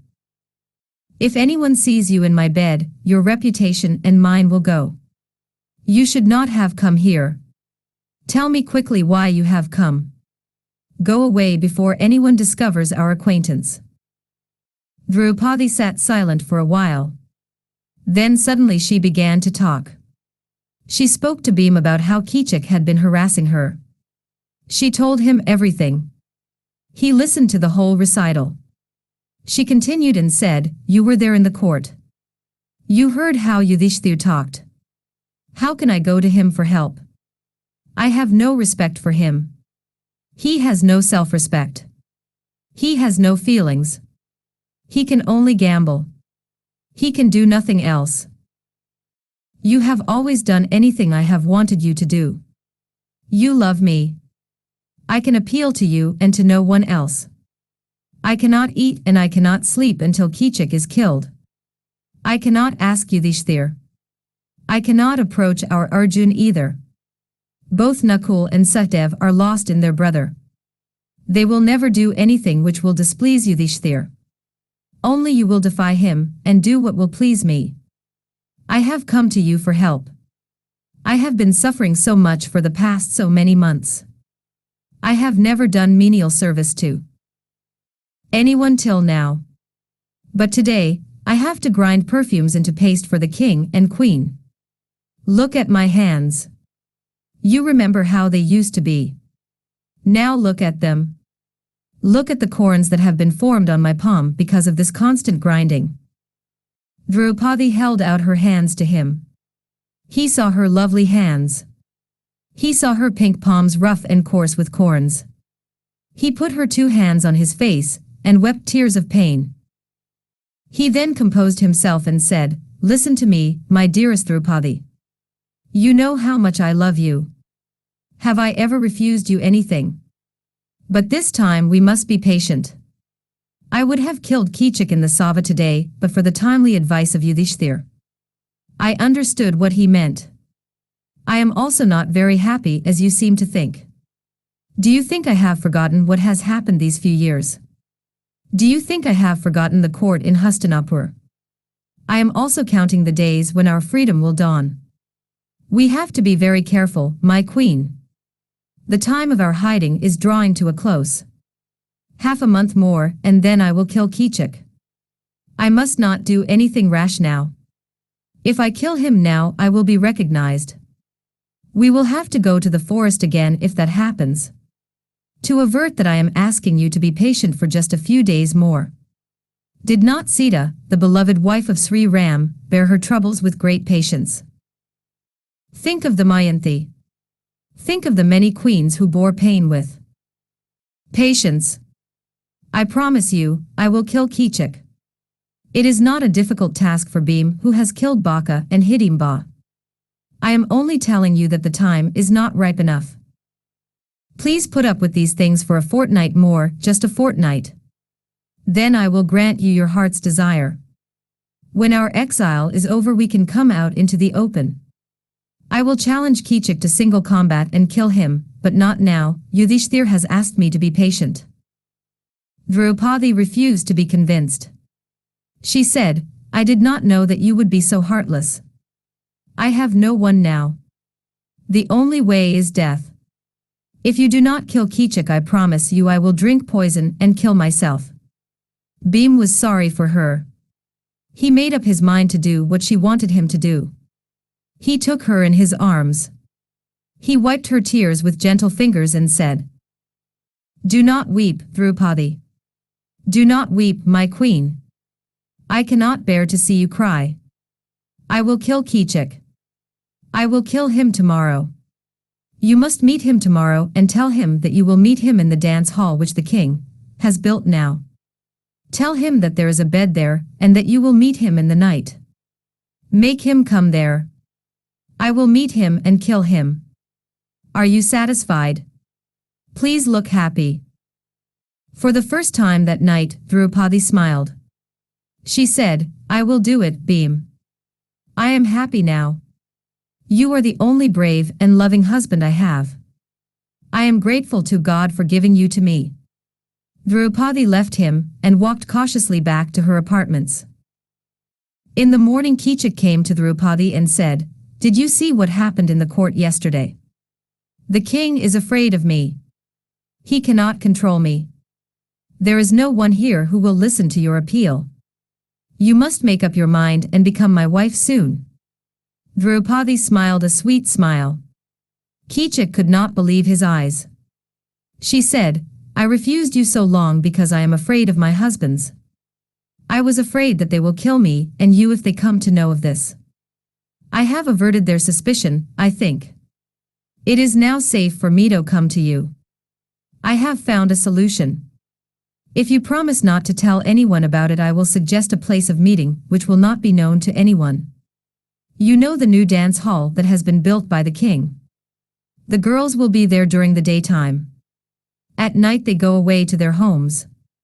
It will be empty. I know that there is a bed there. If you come there alone tonight, I will be there waiting for you. But remember, no one should know about this tryst of ours. There in the hall. Tonight, I will give you what you deserve. Keechak was crazy with love for her. He was so happy at the thought of having this woman. He agreed to all that she said. He said, Certainly. I will come alone. No lover will confide to anyone about his tryst with his beloved. I am grateful to you for being so kind to me. I will be at the dance hall at the time you suggest. He went away. Draupadi managed to meet Bheem and tell him that tonight was to be the night. Then she sat and waited impatiently for the night to come. 3 pairs of eyes were waiting for the end of the day. A moment seemed like a year to all of them. 11. The dance hall, the trysting place. It was nearing midnight. Covering himself with a soft piece of silk like a woman, Bheem stole out of the kitchen. Draupadi was waiting for him. Together they went silently to the dance hall. In the darkness they felt their way to the couch. Bheem lay himself down. Draupadi stood behind a pillar. They were waiting. Keechak had been waiting too impatiently for the night to come. He spent all the time adorning himself. The day seemed so long to this victim of fate. Keechak was handsome. But today he looked more handsome than ever. His handsomeness was like the final glory of a lamp that is just about to be extinguished. Keechak entered the dance hall. In the darkness lit up only by the starlight that was filtering in through the immense windows, Keechak walked towards the couch. He saw a form lying down on it. He hurried towards the couch. He went near. He said, After all, you have agreed to be mine. I am happy. My dear woman, if you only knew what torture it has been for me to wait for the night to come. I have hated the sun today as I have never hated before. Look at me. All the women whom I saw today say that I am looking extremely handsome. They do not know that it is my joy which has given me this beauty. I am dying for you. Please do not delay any more. Take me in your arms. Keechak went near the couch and took the hand that was stretched out towards him. His was hot with desire. Keechak found his hands grasped firmly. Like a flash of lightning it came to his mind that this was no woman's hand. It was the firm grip of a man's hand. He saw the form rising slowly out of the couch. It was not a woman. Before he could think, he heard Bheem's voice. Bheem said, So you think you are more handsome today than you were all these days? You must be. because you are going to meet the woman who has fallen in love with you. She is death. She has been courting you for this many a day, and you have refused to take her in your arms. She came to me and asked me to help her to get her man. Here I am. Do not think that Sairandhri spoke vain and empty words when she said that her Gandharvs are terrible like the thunderbolt of Indra. I am one of her husbands. Come, fight with me and reach the abode of death. Bheem jumped off the couch. He grabbed the perfumed hair of Keechak and pushed him to the ground. The fight was on. Bheem caught Keechak in his mighty arms and tried to strangle him. They wrestled for their lives. Both made animal noises. Each was bent on killing the other. Like two tigers in the forest, they roared at each other. Keechak tripped up Bheem with his knees and felled him to the ground. But Bheem was undaunted. He rose up and resumed the fight. Bheem was stronger than Keechak. His anger and fury doubled his strength. Keechak was not prepared for the sudden attack in the dance hall. He was weak with desire. His knees had become weak because of the shock to his system.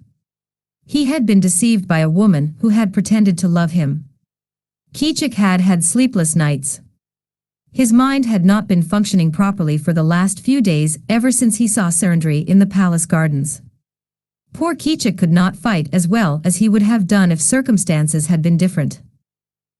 Bheem caught up the poor unfortunate Keechak in his arms. He pushed him to the ground. He placed his knees on his chest. With his strong powerful hands, which had the strength of elephants, Bheem caught hold of the neck of Keechak and slowly strangled him. Keechak could not escape this death grip. He was being slowly crushed. Life was slowly expelled out of his body. He gasped for breath.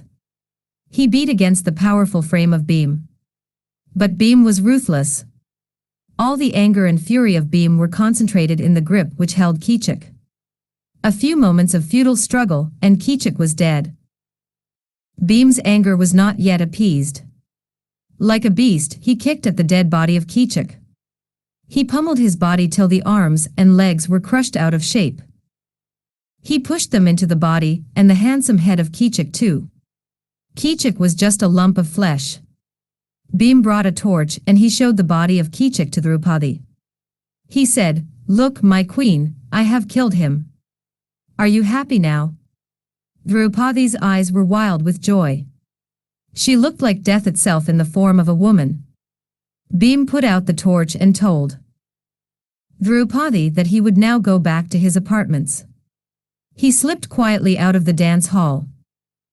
Draupadi was alone there. Her happiness was great. She summoned the guards of the dance hall. She told them, "Look at the fate of this man. He tried to molest me. I warned him about the wrath of my Gandharv husbands. But he heeded me not. Now Keechak has been killed by my husband. Come and look." They brought many torches and entered the hall. What they saw struck terror into their hearts. They rushed out announcing to everyone that the powerful Keechak had been killed brutally by the Gandharv husband of Sairandhri. The hall became filled up in a moment. The relatives and the 105 half-brothers of Keechak hurried to the place.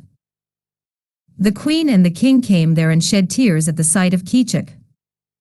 The funeral rites were begun in the morning. They placed the body of Keechak on the pall and the brothers of Keechak, Upakeechakas by name, were about to take the body to the burning ground. They happened to see Draupadi standing there, clinging to a pillar, and watching the proceedings. Their anger against her was terrible. They said, "It is because of this woman that our dear brother is dead. He wanted her. Let him have her. Let us put her also on the funeral pyre, and burn her along with our brother. That will please his soul." They approached Virat with the request that he should grant them permission to burn Sairandhri along with Keechak. The king did not dare to say no to the powerful brothers of Keechak. He allowed this act. The Upa Keechaks caught Draupadi and tied her up. They placed her on the bier. They said, "It is but right that you should go with your lover. It is not right to forsake him because he is dead. You must follow him to the abode of Yama, where you have sent him." Draupadi set up a wail that could be heard all over the palace. She said, "O my husbands Jay, Jayesh, Vijay, Jayatsna, Jayadbala, please come and help me. These brothers of Keechak are carrying me to the burning grounds. They are trying to burn me along with Keechak. Where are you, my dear husbands? Please rescue me from this fate." Her voice reached the ears of Bheem. He shouted back and said, "I am here. I have heard you. I will take care of you." Bheem was in a terrible predicament. When he killed Keechak it was night. He could then come out in the dark without being noticed by anyone. But now it was broad daylight. But he had to go. He leaped the wall of the palace and rushed towards the burning grounds by a shorter route. He reached the place before the funeral procession arrived there. He had uprooted a tree already. He attacked the Upa Keechaks. He had to finish the work before he could be recognized by anyone. Bheem fought desperately. His fury gave him new strength. He struck at all of them. They had not expected anything of the kind. They did not know that they would be attacked. This surprise attack was too much for them. On top of that, they had a feeling that they were not fighting with a mortal man. They were afraid. Bheem killed every one of them. The burning ground was now strewn with the bodies of the brothers of Keechak. Bheem undid the ropes which bound Draupadi. He asked her to go back to the palace. He went back to his apartments. He bathed himself and went about his work as though nothing had happened. The city was terrified because of the events that took place. Everyone looked at Sairandhri as though she were something dreadful. The king told his wife, "This woman is too beautiful." Looking at her, all men are overcome with love for her, and then her husbands come and kill these unfortunate men. I am afraid it is too dangerous to have her in our kingdom. You must tell her that you cannot keep her here any longer, and that she has to look elsewhere for a home. Sudeshna went to her palace and summoned Draupadi to her presence. She said, "Sairandhri, you can go wherever you please. You are too lovely. We are afraid to have you with us. You spell death to everyone. I have lost my dear brother because of you, and my 105 step-brothers too. You are a cruel-minded woman. You have abused the love I gave you. You have behaved ungratefully towards me. I gave you a home when you needed one. You can go back to the Gandharvs you talk about. I cannot have you with me any longer." Draupadi said, "My queen, I am sorry I have caused you unhappiness. I tried my best to avert this tragedy. I told you so many times that the consequences would be like this. But you would not listen, nor would your brother. But please bear with me for 13 days more, just 13 days.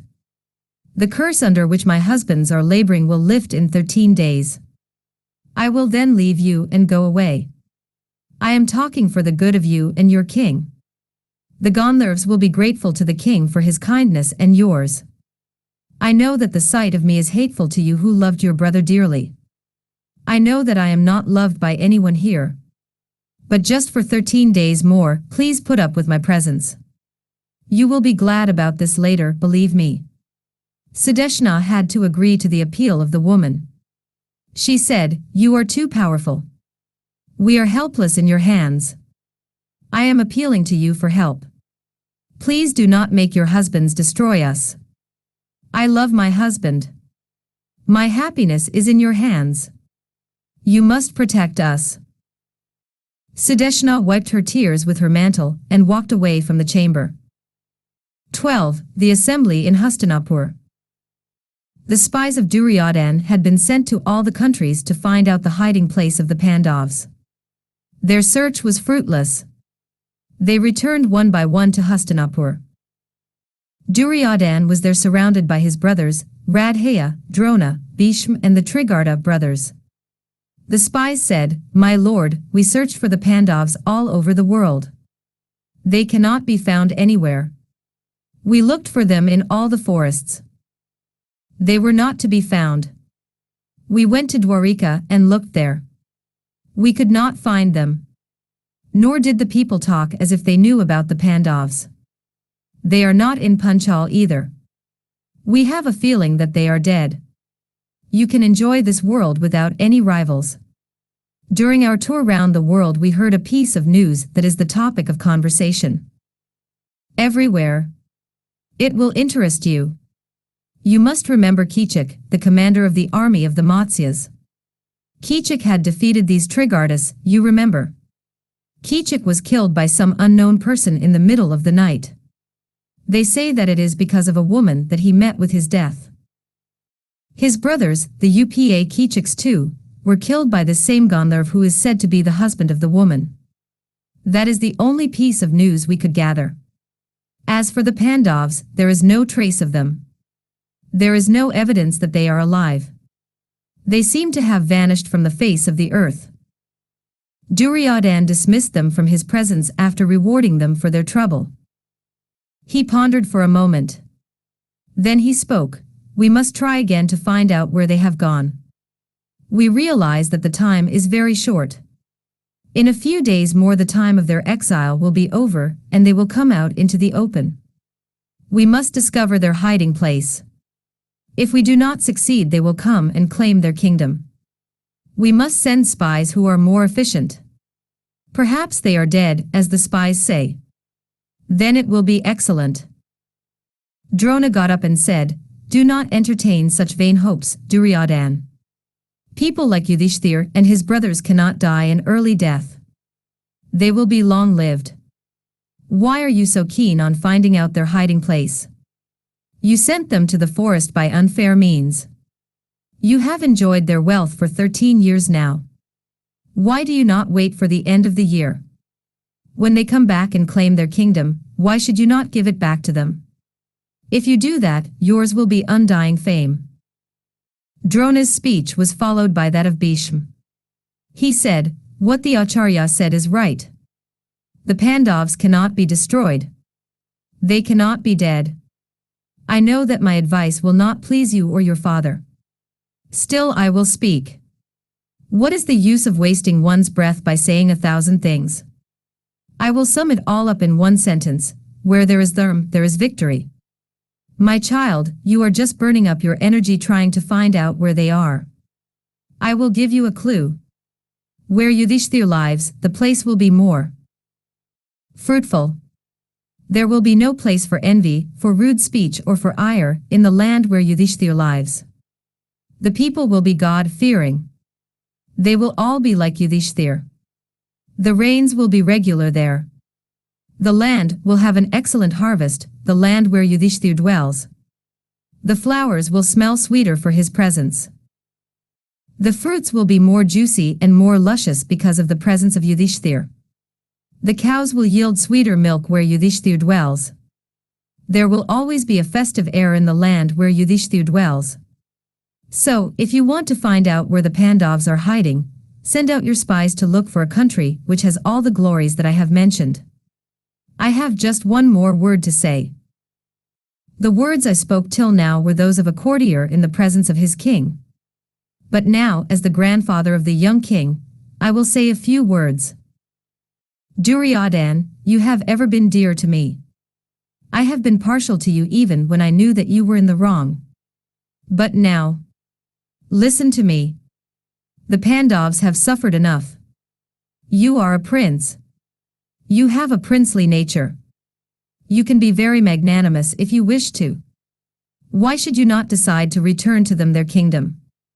You are not a young man any more, nor are they. The days of your lusty youth are gone. Why not let the last few years pass in peace? Age, they say, softens the minds of people. Can you not let this feud end with the end of the 13 years? Why do you destroy yourself?" Duryodhan did not like his talk. He frowned and said, "No. Grandfather, it can never be. I cannot give up my hatred for the Pandavs. They are my enemies. I will not return their kingdom to them. I will move heaven and earth to find out where they are hiding, and I will send them again to the forest for another 12 years. Kripa spoke.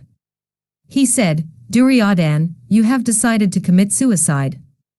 That is evident to all of us. The time has come when the Pandavs will emerge out of their eclipse. You say that you have decided not to give them back their kingdom. You have decided on war, evidently. In which case, the only thing to do is to collect your army even from now. Find out who your friends are. Find out who will support you in the war that is imminent. The angry Pandavs will be like highly venomed serpents. They will not spare you. You must begin your preparations even from now. Time is short. You must meet the many kings personally and ask them to side with you. You must get promises from each of your friends that he will stand by you in your hour of need. You will need all their help and much more too, if I know the Pandavs. Duryodhan saw the logic of Kripa's arguments. He sat silent for a long time. Suddenly he sat up. He sent for the spies who had come just some time back. He made them recount to him in detail the death of Keechak. They gave him the entire story. Duryodhan dismissed them. After a few moments of thinking he said, yes. It must be that. It is known all over the world that there are, on the face of this earth, 4 people who are greater than Indra himself in strength, in prowess, in bravery, and in the power of physique. They are just 4. I will give you their names. They are Balram, Bheem, Salya and Keechak. There is no 5th. These 4 vie with each other in all these qualities. They are equally matched in everything. We have arrived at the conclusion that the Pandavs are alive since Bheem is alive. We know that Bheem is alive since it stands to reason that Keechak was killed by Bheem. No one else could have killed Keechak. Consider the facts. Just a year back, there comes to the palace of the queen of the Matsyas a strange woman who talks about her 5 Gandharv husbands. Anyone with a particle of sense would have guessed that this woman, this Sairandhri, was Draupadi and no one else. Draupadi is indeed a beautiful woman. There is no denying it. We all know Keechak. He never could resist a beautiful woman. He has tried to make love to this serpent in human form. She has instigated Bheem to kill Keechak in the guise of a Gandharv. Nothing else can explain the death of the great Keechak. Who can kill Keechak in personal combat without the use of even weapons? It can only be Bheem. And again, think of the way he has been killed. His arms and legs were pushed into his chest, and his chin too. Can you not recognize the technique of our beloved cousin there? It is typical of Bheem. He is fond of this technique. This midnight meeting in the dance hall, and the secret killing all show that secrecy was the watchword, secrecy was essential. The woman and Bheem were in great fear of being recognized. Hence this dastardly killing of a credulous man in love with a monster. Poor unfortunate Keechak. Duryodhan spoke again. He said, now that I come to think of it, all the descriptions which our dear grandfather gave of the country where Yudhishthir dwells, fit this kingdom of Matsya. I gathered as much from the garrulous spies who spoke about it. We have found out the hiding place of our dear cousins. It is Virat. The Pandavs are living there in disguise. Let us go immediately to the Matsya country and invade it. We will take all their cattle wealth. When the king is in danger, the Pandavs are sure to fight for their friend. We will smoke them out of their holes, where they are hiding like rats. Once they are recognized before the expiry of the 13th year we can send them back to the forest for another 12 years. Our mind is made up. Please make all preparations for attacking Matsya. This is our suggestion. If there is a better proposal, our ears are bent to listen. Susharma, the king of the Trigardas, who had been conferring with Radhaya and Dasashun, now spoke. He said, My lord, I have always had a grievance against this Matsya kingdom. With the help of Keechak, the Kakaya brothers and Salva, the Matsya king has been able to defeat me again and again.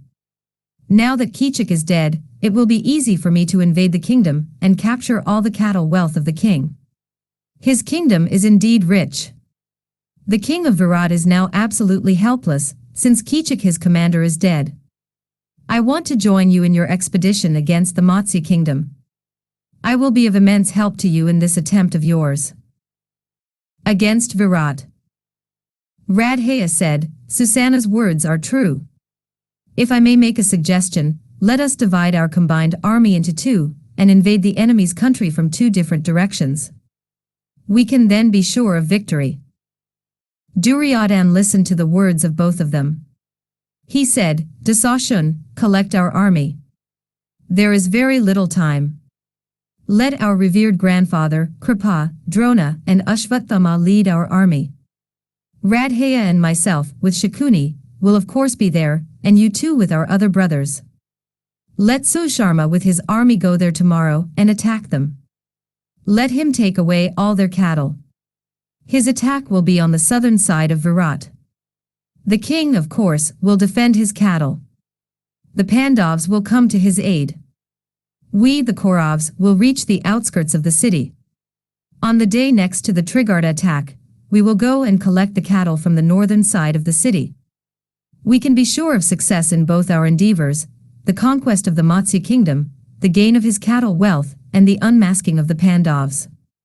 So it is decided that Susharma attacks Virat on the 8th day after the new moon. We attack on the 9th day. Let us now dissolve the council. The council hall emptied itself. The preparations for the invasion into Virat began with feverish haste. Susharma went to his city to collect his army. There was excitement in the heart of everyone. 13. Virat's cows stolen. The cows of Virat were being stolen. The cowherds were not able to protect them. The onslaught was so sudden. Under their very eyes the cows were being taken away. They could do nothing. They were powerless against the rain of arrows and javelins which were hurled at all of them. They left the cowsheds and ran to the court of the king. They cried out, My lord, please come to our rescue. Enemies have entered the city, and they have taken away all the cows from the sheds. Immediately the king collected a huge army and began to march in pursuit of the offenders. It was a very big army. Elephants, horses, chariots and footmen made up the immense army. The king had his brothers to help him. Sairandhri was one. Madarasway was the second and Suryadatta was the third. The eldest son of Virat, by name Virzanka, prepared himself to help his father. Dressed in magnificent coats of mail, they all set out to fight with the enemy.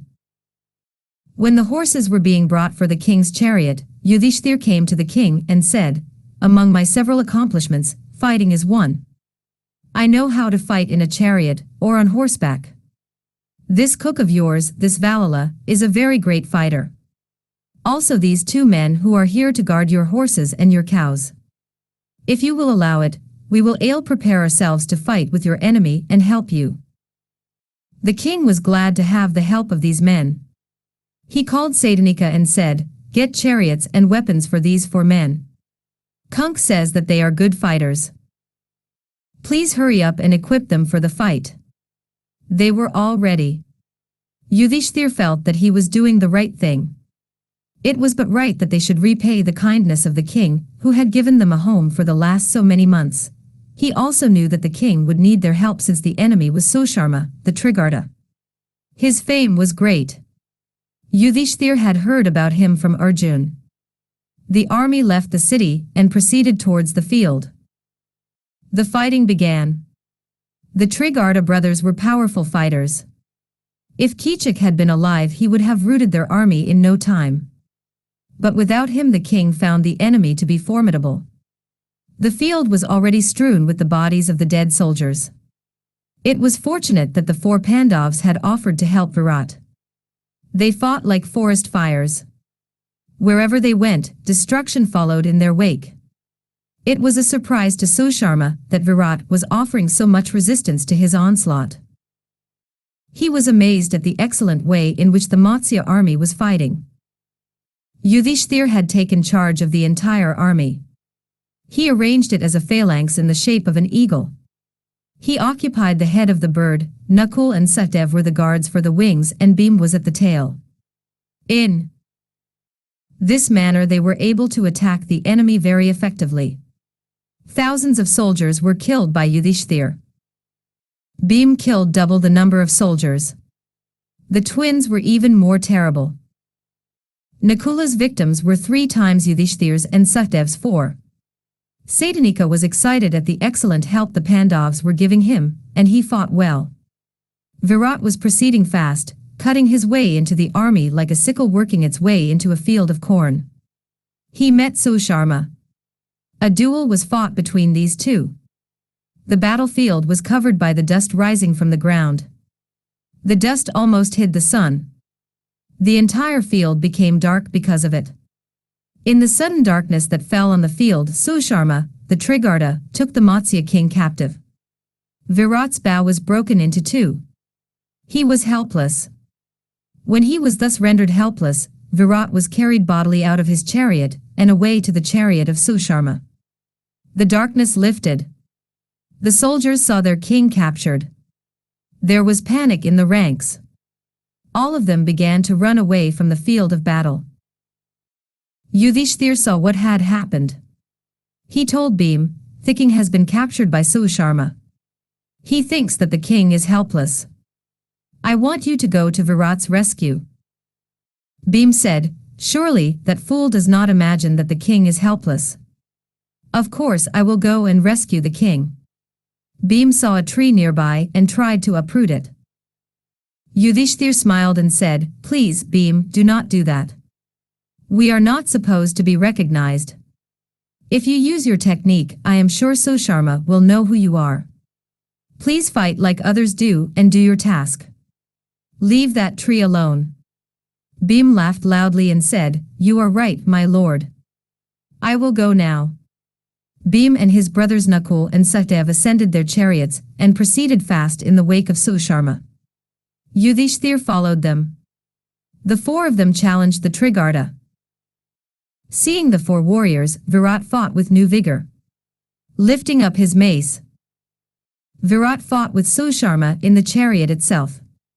Before the winking of an eyelid, Bheem had jumped into the chariot of Susharma, the Trigarta. Bheem said, "You have been harassing our king and our cattle. You have wounded the poor innocent people who were guarding the cattle. Without any reason or any provocation you have waged war on the Matsyas. Why should I not kill you for this?" Bheem defeated him easily. He made Susharma unconscious and he bound him hand and foot. He released Virat. He carried Susharma to his own chariot and brought him before Yudhishthir. Yudhishthir laughed at his victim and told Bheem, "Release the sinner." But Bheem would not do so. He said, "Susharma, if you have any desire to live, then you must admit in front of all the people, your soldiers and ours, that you are the slave of our king. That is the etiquette of war and you must follow the rules." Yudhishthir smiled at his brother and said, "No, do not keep on insulting him. He has become a slave already since he has been defeated. Do not humiliate him by asking him to admit it. Release him." Susharma went away from their presence, his face burning with shame. The cattle had been regained. The enemy had been routed. Virat was very pleased with the 4 Pandavs. They spent the night in the tents pitched on the battlefield. Virat could not find words enough to praise Yudhishthir. He said, "I do not know how I am going to repay you for your help. It was you 4 who won the war for me today. I would have been the victim of Susharma, but for your timely interference. I will give you all that I own. Tell me how I can repay you." Yudhishthir said, "I am glad we have been of some help to you. What we did was but our duty. You have helped us all these months, and this was just our way of showing our gratitude. You do not have to repay our kindness, as you are pleased to call it. We did nothing remarkable." Virat was not satisfied. He wanted to give them everything he had. He said, "When I think of the valor of Valala, words fail me. I must reward him. Yudhishthir spoke sweet words and asked the king to send messengers to the city announcing the victory of the king. He sent word too to make arrangements for the triumphal entry of the king into the city. They spent a very happy night on the battlefield. They decided to leave for the city after the sun had risen. 14. Uttara, the young prince. On the day following the Trigarda attack, as per their program, the Kauravs attacked the city from the northern side. They came and captured the cows. The cowherds, taken by surprise, could not defend the cows and rushed to the palace and told their story to the people there. They entered the palace and went right in. There they found no one except the younger son of Virat, by name Bheem. He was better known as Uttara. The cowherds went to him and told him about the havoc that had been caused by the onslaught of the Kauravs. They said, "Your father has gone to fight the Trigarda army. You must now come to our rescue and help us to recover our cows. Please prepare yourself for the fight. Please do not be late. The enemies have already gone quite some distance. You will have to overtake them and bring the cows back for us. The king thinks that you are a worthy son of a worthy father. Please come at once. You are engaged in playing the veena. Keep it away from you. Take up the veena called the bow and play sweet music on the strings of the bow and put fear into the hearts of your enemies with your music. Please hurry." The prince was sitting in the midst of the women of the royal household. He spoke now. He said, "Certainly. I will go at once and attack the enemies. I will take up my mighty bow and destroy the entire host of the Kauravs. But just at the moment I am in a terrible predicament. I have no charioteer fit enough to steer my horses through the ranks of the enemies. You all must know that half the battle is won because of a good charioteer. Without him, there is every chance of my losing the battle. He must be a capable person. He must be used to drive the chariots of heroes like me. My own charioteer was killed recently in the great war I fought for 28 days and nights together. I ask of you all to get me a good charioteer immediately. I do not care about the enemies. If I have a good charioteer I can tackle Bheem, Drona, Kripa, Ashwatthama and Radhaya single-handed. That does not worry me in the least. I can fight with the Kauravs as Indra fought Vritra. I can kill all of them. I will rescue the cows in a moment. People who see me fighting will say, 'Is it Arjun?' There is no one else who can fight so well. I am confident of that. Please arrange for a good charioteer at once." Draupadi was there with the other women. She heard his words. She could not bear to hear the bragging of the prince and his talking CF himself as the equal of Arjun. Arjun looked at her anger and smiled to himself. He managed to get a few moments alone with her. He said, "I saw your anger and I thank you for it, my sweet queen. Go now to Uttara, the princess, and tell her that in his fight with Indra during the burning of the Pandavs forest, Arjun's charioteer was Brihanala. Tell her that she can go and tell her brother about this. Tell her all about the greatness of Brihanala. Ask her to suggest me as a charioteer for the prince. We will see what he does after that." Draupadi did as she was told. She went to Uttara, the princess, and said, "Your brother says that he cannot fight since he thinks that he has no one good enough to steer his horses. I know of one who can do it for him. Brihanala is a good charioteer. I know that she was the charioteer to Arjun himself when he fought with Indra during the burning of the Pandavs forest.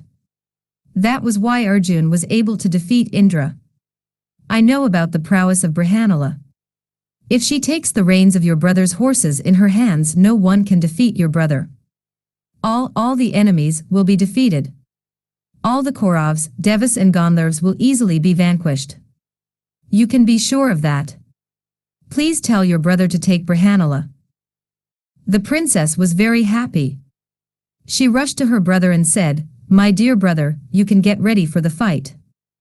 I have secured a charioteer for you. Sairandhri tells me that our dance teacher, Brihanala, is a good charioteer. Sairandhri says that Arjun won the fight with Indra with Brihanala as his charioteer. Hurry up, brother, get ready. Uttar Kumar summoned Sairandhri to his presence. She told him all about Brihanala. She rained praises on her. The prince said, Brihanala is neither a man nor a woman. How can I, a pure Kshatriya, have a woman for a charioteer? I do not think it is right. It will be beneath my dignity if I have a woman to steer my horses.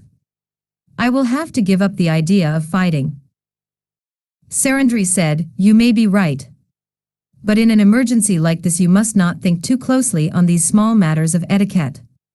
Your father has gone out to fight. During his absence this emergency has arisen. It is up to you, a real Kshatriya, to conduct yourself as a worthy son of a worthy father. These small matters should not be remembered at a time like this. Please summon your charioteer Brihanala to your presence. Uttar Kumar had to agree to this. His sister was standing by his side, proud of him and his imminent fight with the Kuru army. He saw that he was now considered a hero by all the women. He had to keep up that impression. He asked the princess to summon Brihanala to his presence. Arjun entered the hall with shy, hesitant steps.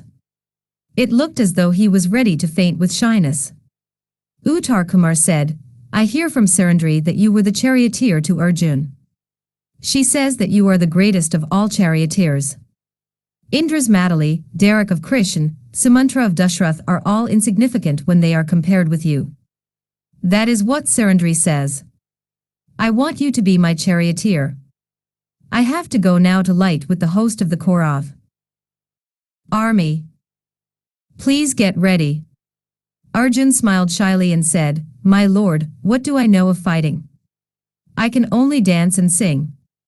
I am afraid I can do nothing to help you. Uttar Kumar said, Sairandhri gives me a different version of your accomplishments.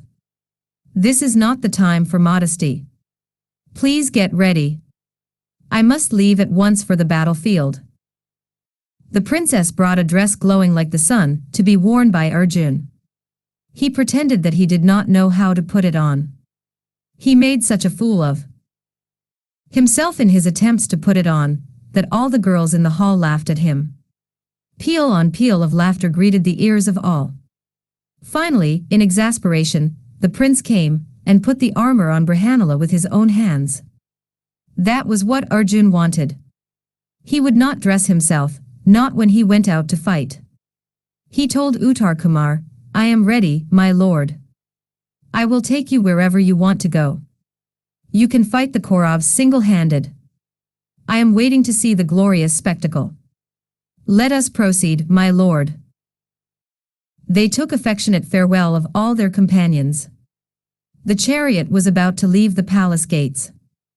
The Princess Uttara ran up to the chariot and said, Brihanala, when you come back do not forget to bring me beautiful silks and garments from the enemies after my brother has defeated them. Arjun smiled at her and said, I will not forget it, my little princess. I promise to bring you the beautiful silks worn by the Kaurav heroes. They set out in the direction in which the Kauravs had come to carry away the cattle. 15. Arjun and the young prince.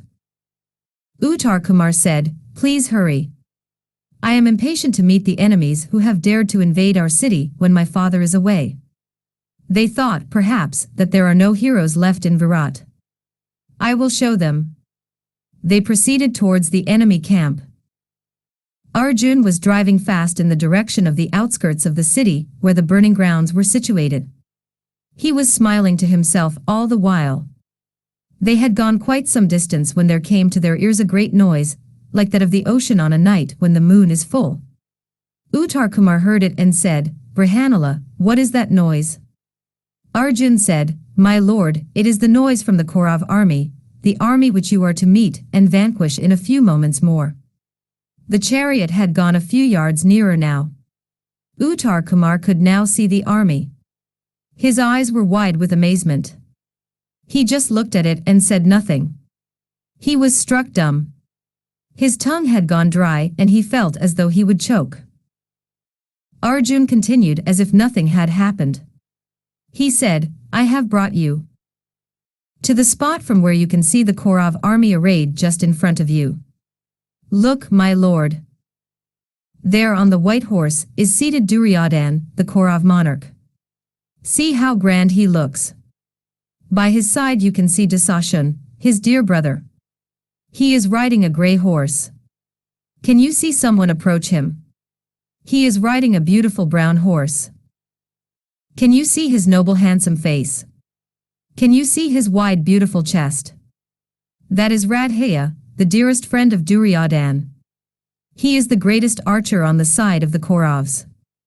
The king Duryodhan thinks that Arjun is as good as dead since his Radhaya has sworn to kill him in the war that is to be fought very soon. Look in the other direction. Can you see the morning sun caught in a noose of gems set in a coronet? The coronet is worn by Bheem, the great veteran. He is the uncrowned king of all this Kuru land. He renounced his claim to the throne. If it had not been for that, the history of the house of Kurus would have been quite different. By his side stands Drona, the preceptor of the Kauravs and the Pandavs. Near him stands Ashwatthama, his son. You can see even from here the jewel gleaming on his forehead. He is greater than even Arjun. You can now be the first person to fight, with all of them single-handed. Come, let us proceed quickly towards the field of battle. Uttar Kumar took one look at the army. His nerves failed him. His knees began to tremble. His brow was wet with drops of sweat. He looked at Arjun and with tears in his eyes, he spoke, I am frightened at the sight of this army. It is immense. Looking at the Kaurav heroes my courage has oozed out. They are all invincible. I can see that. How can I, single-handed, fight these great people? Indra himself will be frightened of this dreadful army. They are all past masters in the art of fighting. How can I fight with them? My body burns and I feel faint. My father in his fight with the Trigardas has taken away all the army. I am left alone. I am just a young boy. How can I fight with the Kauravs? Please turn the chariot back. If I look at this army for a moment more I am sure to faint. Please take me back to the city. I am not going to fight. My mind is made up. Arjun laughed at him and said, You are frightened of the enemies. You are asking me to turn back. But a few moments back you said, Take me quickly to the battlefield. My dear prince, I tell you, do not be frightened of these Kauravs. They are not so powerful as they appear. You can easily defeat them. I will guide your chariot through their ranks easily. You are the son of a warrior. You are the nephew of Keechak, who was a very great man. He was the commander of your army. You must have some of his bravery in you. You must not lose heart so easily. Any number of difficulties may confront you. But if you tackle them one by one you will find that they are not so formidable after all. I will lead you through the enemy ranks. Take heart. This will bring you lasting fame. Remember what you said in the presence of your sister and the other women in the palace of your father. You left the city with such pomp. And now, if you return like this from the battlefield, they will be ashamed of you. You are not going back. You are going to fight. I will not let you go back. Everyone will laugh at you and your cowardice if you go back now. I was mistaken in you.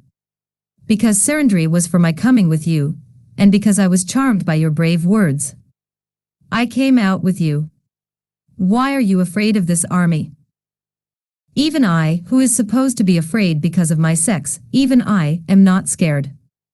Why should you be? Please do not bring shame on the family of the Matsyas by turning your back on the fight. Come, let us go. Be brave and you will surely be able to defeat the Kauravs. Uttar Kumar would not listen. He said, I do not care. Brihanala, you cannot understand my feelings. Let them take away all our things, our cattle, our wealth. Let the world laugh at me. I do not care.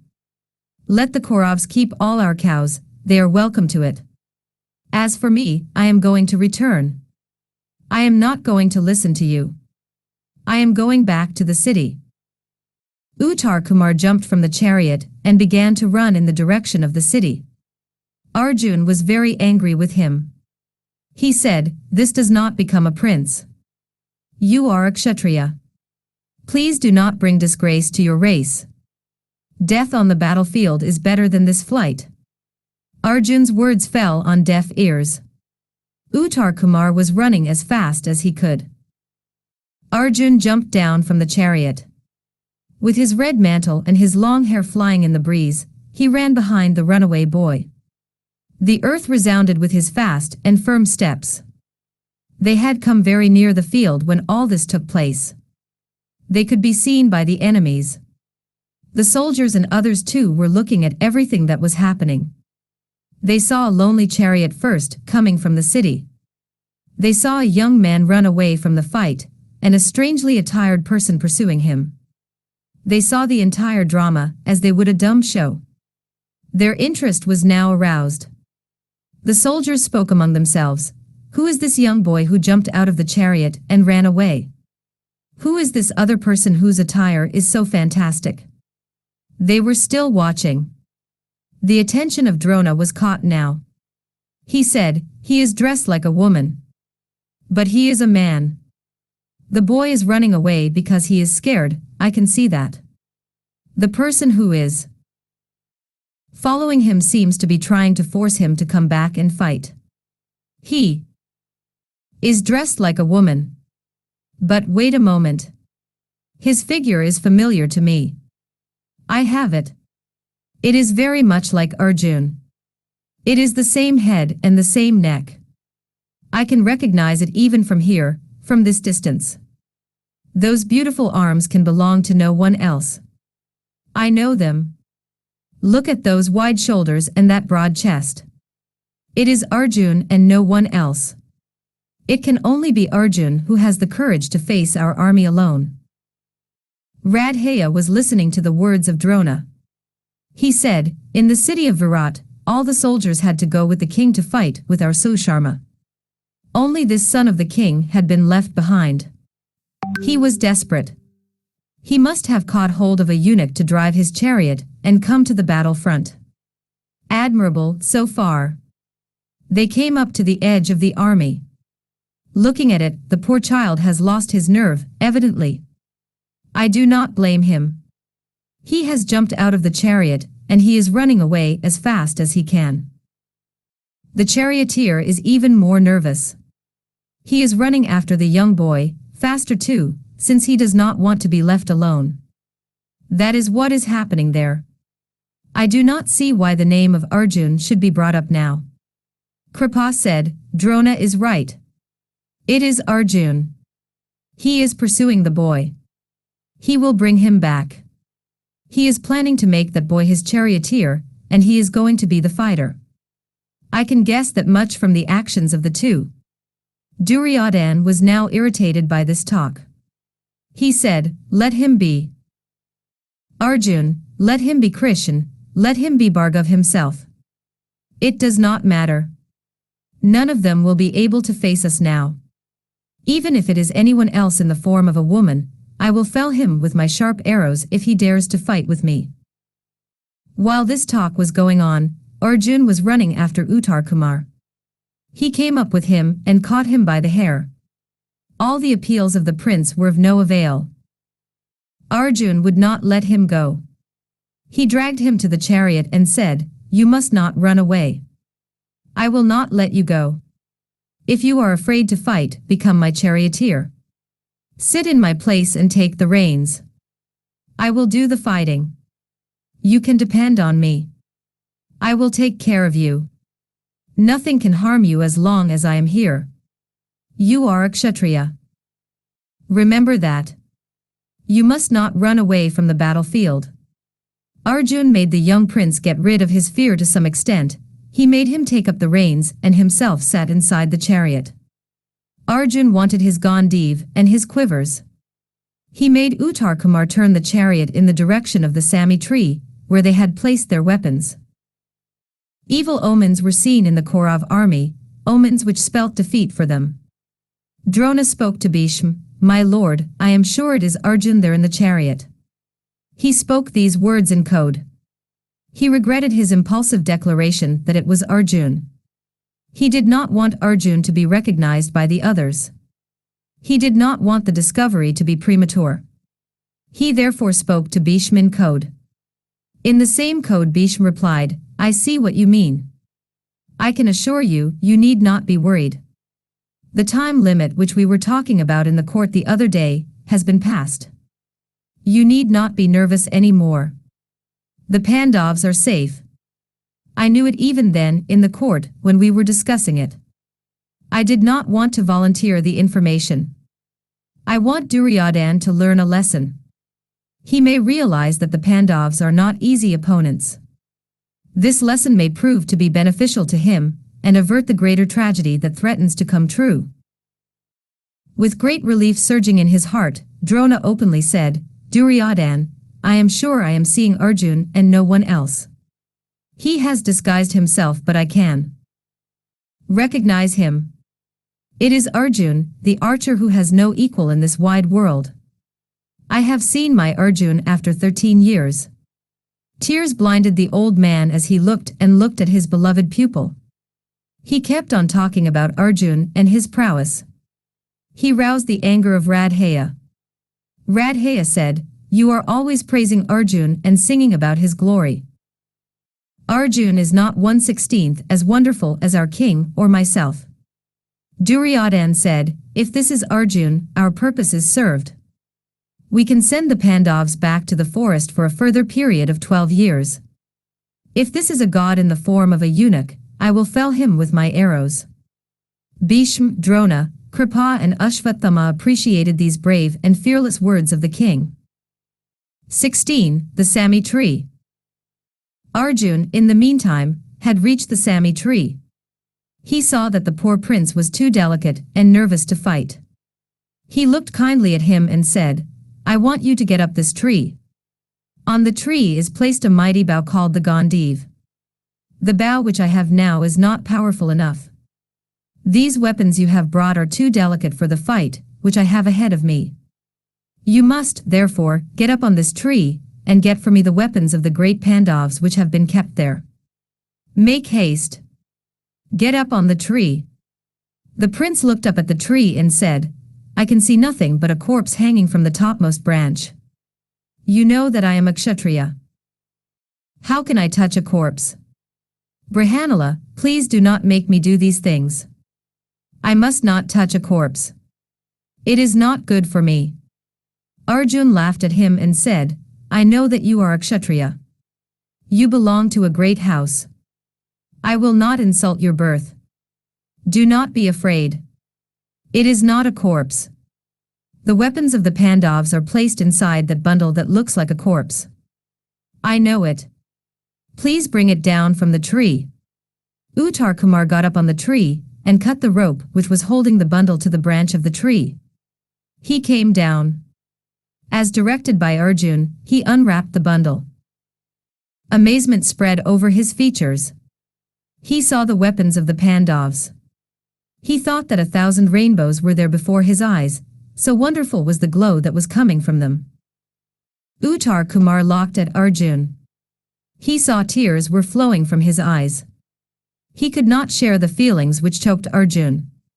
Looking at the wonderful weapons, Uttara was overcome with a terrible fear and trembling. He was afraid even to look at them. Finally he plucked up enough courage to look at Arjun and talk to him. He said, "Brihanala, is this a bow or is it a live serpent? These arrows glow like the sun and fire. I have never seen weapons like these before. They are beautiful. Will you tell me who owns these? Please enlighten me." Arjun had now composed himself. He said, "The bow which you first touch belongs to Arjun. It is famed the world over by the name Gandiv. It is the only bow of its kind in the world. It brings lasting fame to the person who possesses it. It first belonged to Brahma for 1,000 years. It was then with Indra for 5,000 years. The moon had it with him afterwards for a long time. After that Varun, the lord of the oceans, had it with him. Agni, the god of fire, got it from Varun and gave it to Arjun when he burnt the Kandav forest. It has been with Arjun all these years. This other bow decorated with gold and blue stones belongs to Bheem. This is the bow which conquered all his enemies during the great Rajasuya. This other bow, which is red because of the glow of gold and the many rubies set in it, belongs to Nakul, the son of Mahabharat. This bow, set with emeralds and gold, belongs to Sahdev. This graceful bow with the little golden bells tinkling in the breeze, this bow belongs to Yudhishthir, the eldest Pandav. Look at these arrows. They belong to the Pandavs. You can see that they all bear monograms. This is the quiver of Arjun, and this is the other one given to him along with the Gandiv. They are never empty. These are all the weapons of the Pandavs. They were left here by them when they went out on their 13th year of exile, the year of hiding. Kumar looked at the weapons for a long time with wide open eyes. He was silent for a long time. Then he said, leaving their dear weapons, where have the Pandavs gone? We heard that they left the Kamayaka and Duryodhan after having spent 12 years there. They have not been seen anywhere since then. They have not been heard of after that. Where are they? Can you tell me where they are now? Arjun smiled a sweet smile and said, listen to me, Kumar. The Pandavs are all in Virat. He smiled again at the look of sheer amazement that spread over the face of Kumar. He said, I am Arjun. Kank, the companion of your father, is Yudhishthir. Your cook Valala is Bheem. Damagranthai, who is in charge of your horses, is Nakul, and your cowherd Tuntripal is Sahdev. Sairandhri, who was the cause of Keechak's death, is Draupadi. Kumar took some time to digest this piece of news. He said, tell me your 10 names and tell me why you got those names. Arjun said, my 10 names are Arjun, Falguna, Jishnu, Kiriti, Swatavahana, Pibhatsu, Vijay, Parth, Savyasachi and Dhananjay. I was called Dhananjay when I conquered all the kings during the Rajasuya and collected wealth from all of them. I always fight to a finish and I never return without winning, and so I am called Vijay. My horses which were given to me by Agni are white, and so I am called Swatavahana. My father Indra gave me a beautiful crown when I was with him. That is why I am called Kiriti. I have never fought by unfair means in any battle. They therefore call me Bhibhatsu. I never frighten my enemies by meanness. I can use both my hands when I send the arrows. That is why I am called Savyasachi. My complexion is unique like the tree Arjun. My name is also stainless. Hence I am called Arjun. I was born on the slopes of the Himavun in a place called Sadasringa, on a day when the star Uttara Falguna was in the ascent. That has given me the name Falguna. I am called Jishnu because of the fact that I will be terrible when I am angry. I have taken an oath that I will destroy the person who hurts my brother Yudhishthir and spills his blood on the earth. He will be destroyed and his kinsmen too. I cannot be vanquished by anyone. My mother is called Parita. As her son, I am Parth. You have heard my names. I am here to fight for you and to rescue your cows. Come and see me fight. You need have no fear of the Kauravs when I have taken up your cause. The young prince was almost faint with the fear in his heart. He thought of the many indignities the Pandavs had suffered in Virat. He felt terribly sorry and ashamed of himself and his father. He fell at the feet of Arjun and said, I am announcing myself. I am Bhuminjaya, or Kumar. I am the son of the king of Virat. I am fortunate to be the first person to meet the great Arjun after the Ajnatvas of the Pandavs. I am sorry about the fact that you heroes had to do menial service in our city. We must have offended you in 1,000 ways. On behalf of my father and all the people of the court, I ask you to pardon us for all the insults which must have been showered on you all. You are noble. You must be kind to us and protect us. Please be good to us." His tears ran incessantly. Arjun raised him up from the ground. He embraced him. He wiped the boy's tears away and comforted him. He said, "Come, it is getting late. Do not feel so bad. We have been very happy in Virat. We are not in the least angry with you or your father. But there is now no time for talk. Let us hurry towards the enemy army. Be my charioteer, Uttara. I will fight with them. My bands are itching for the feel of the Gandiv. You will see some fun. Do not be afraid any more." Uttara smiled bravely and said, "From today, I will never be frightened any more. My fear has vanished like snow at the sight of the sun." He sat in the chariot after helping Arjun into it. Arjun saluted the Gandiv and took it up in his mighty hands. The chariot turned towards the enemy camp once again. 17. Radhaya and Ashwatthama. Arjun had removed the lion banner of the Matsyas from the chariot and fixed his own 8 banner. He traveled fast towards the battlefield. He blew his famed Kank Devdutta. His chariot made the characteristic noise. He approached the front. He had the Gandiv in his hand. He twanged the string. The noise struck terror into the hearts of the enemies. Arjun had taken his stand. Drona was thrilled to hear the noise of the Gandiv and the tone of Devdutta. He looked extremely happy. He said, "Here comes Arjun. We will have to return the cows and return to Hastinapur. I know that Arjun will not be here long without destroying our entire army. Let us all go back. It is no use fighting." Duryodhan came to the presence of the Acharya. He said, "My lord, please do not talk like this. You are just discouraging the troops. You know the purpose of this expedition. We decided on it even in Hastinapur. The capture of the cows was just a pretext. The real and serious purpose was to bring the Pandavs into the open.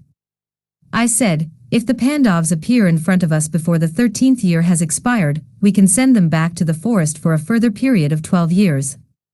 Arjun has appeared now. Perhaps he is too hasty in revealing himself. Perhaps he thinks that his days of hiding are over. It is up to our revered grandfather to tell us clearly whether the 13th year has come to an end. Arjun has come out into the open to protect the cows of Virat. We had decided that Susharma should attack Virat on the southern side on the 8th day after the new moon, and that we should begin our attack on the 9th day. So far, everything has worked out according to our plan. We do not know what has been done by Susharma. Either he has captured the cows and gone away, or he has been defeated by Virat. If it is the latter, we are officially here to help him since he is our dear friend. If he has been defeated and the Matsya king is coming here to fight with us, we must fight. Supposing that Susharma has defeated Virat, and that Arjun has come to fight on his behalf, even then we have to fight. What do I see now? Great warriors like Bheem, Drona and Kripa just sitting in their chariots, all because Arjun has come into the picture. What if he comes? Can he put so much fear into your hearts? Who is here prepared to go back to the city of Hastinapur without fighting even if Indra or Yama comes to fight with us? If you, our preceptor, put fear into the hearts of these ordinary soldiers, what can I do? Should you not arrange the army and do what is needful? Please do not praise that Arjun any longer. Please do something that will bring order to the ranks. They are all upset. You are saying the wrong things at the wrong time. You must stop this praise of Arjun and think of us." Radhaya came up and said, "It looks as though the entire army is nervous, thanks to the words of our Acharya. No one seems to be keen on fighting. But it matters nothing to me. Let it be Bhargav himself or Indra. Let it be Arjun with Krishna. I am not worried. I will fight with them all single-handed. Let everyone watch me shoot my keen arrows at him. My arrows will fly like serpents. They will leave my bow like a continuous flow of oil. They will kill my enemy. I will make his banner fall to the ground like a tree uprooted by the gale. For 13 years now, I have been longing for this encounter with Arjun. I am so happy that my dream is to come true. My arrows will fly so fast and so steadily that the string of my bow will be making continuous music like the drowsy murmur of summer bees. I will cover the body of Arjun with 1,000 arrows. His bleeding form will look like a mountain covered by red flowers. I will capture Arjun from his chariot like the sacred Garuda capturing the snake. I will please my lord and friend Duryodhan by removing an arrow from his heart, the arrow which has been hurting him for the last so many years. I am sure of it.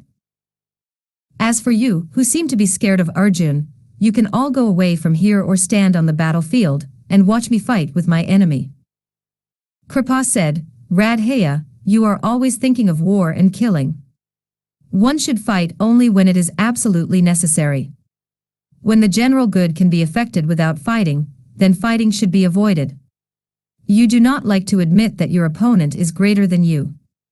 Arjun can fight with anyone single-handed. But you cannot. He allowed the Pandava forest to be burnt, and he defeated Indra who tried to defend the forest. He did it single-handed. Recently, he was the one to rescue Duryodhan from the Gandharvas with just his brothers to assist him. He did not take an army with him. If I remember right, among those who went there with an army, one great hero ran away from the fight jumping off his chariot.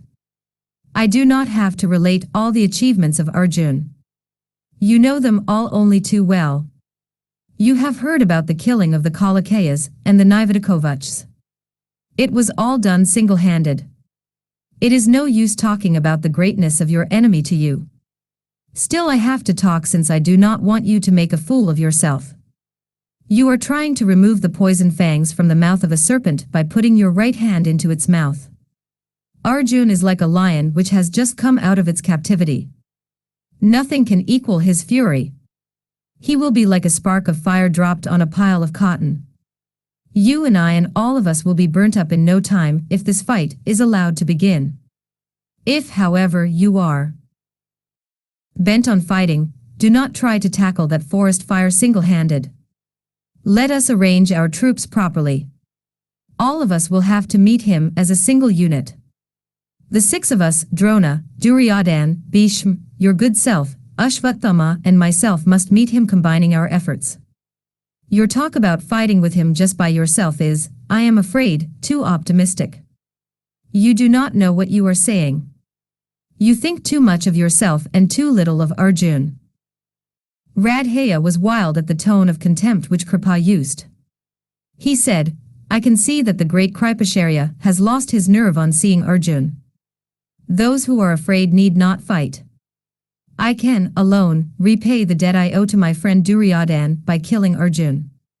Radhaya turned to Duryodhan and said, Brahmins, my lord, are fit to be in the council only on certain occasions. They are good to consult when alms are to be distributed, or when a feast is to be given. They should not be consulted when a war is to be fought.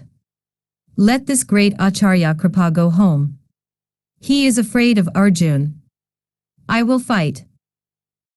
Ashwatthama was listening to this talk for quite some time. His anger now became uncontrollable. He looked at Duryodhan and Radhaya. He said, You have not done anything about defending the cows so far. You are not doing anything.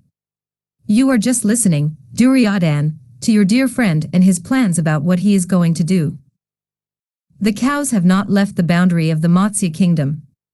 They have not reached Hastinapur yet. Please talk after you have done something to talk about. Radhaya, listen to me. Brahmins are all righteous. They do not brag. Wise men do not brag. As for you, you are just a pompous braggart. You cannot do anything. Those who act do not talk about it. Look at the fire. It cooks food for the entire world. Does it talk about it? Look on the sun. He does more work in one moment than all the other gods put together. Does he make a song about it? Does he say, "Look at me. I am doing so much work. Come and be amazed. Look on this mighty earth. She bears the burden of animate and inanimate things. She has been patient for thousands of years. Does she talk about it and say, 'Look on me and admire my patience. I am doing so much. Am I not wonderful?' She does not. All of them do their work silently without talking about it. But you seem to be of a different caliber. You can only talk." Ashwatthama turned to Duryodhan and said, "Brahmins do not win kingdoms by playing dice. Real heroes do not cheat at games and then talk as though they have won a kingdom in a battle. You are a great king indeed, Duryodhan. But you are worse than a Vaishya. A Vaishya is good at selling and cheating. You call yourself a Kshatriya. Which Kshatriya has won his kingdom by cheating his opponent, cheating him in a game of dice, of all things? You are worse than a Vaishya. He cheats because it is his profession. But you have adopted a profession which is far inferior to your class, and you glory in your dishonesty. Is it so wonderful after all to enjoy a kingdom won by cheating? Did you win the beautiful city of Indraprastha by fighting for it?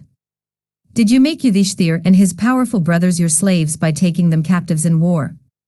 Did you win the fiery Draupadi as your slave in a fight with the Pandavs? No. The great Kaurav Duryodhan won them all in a game of dice.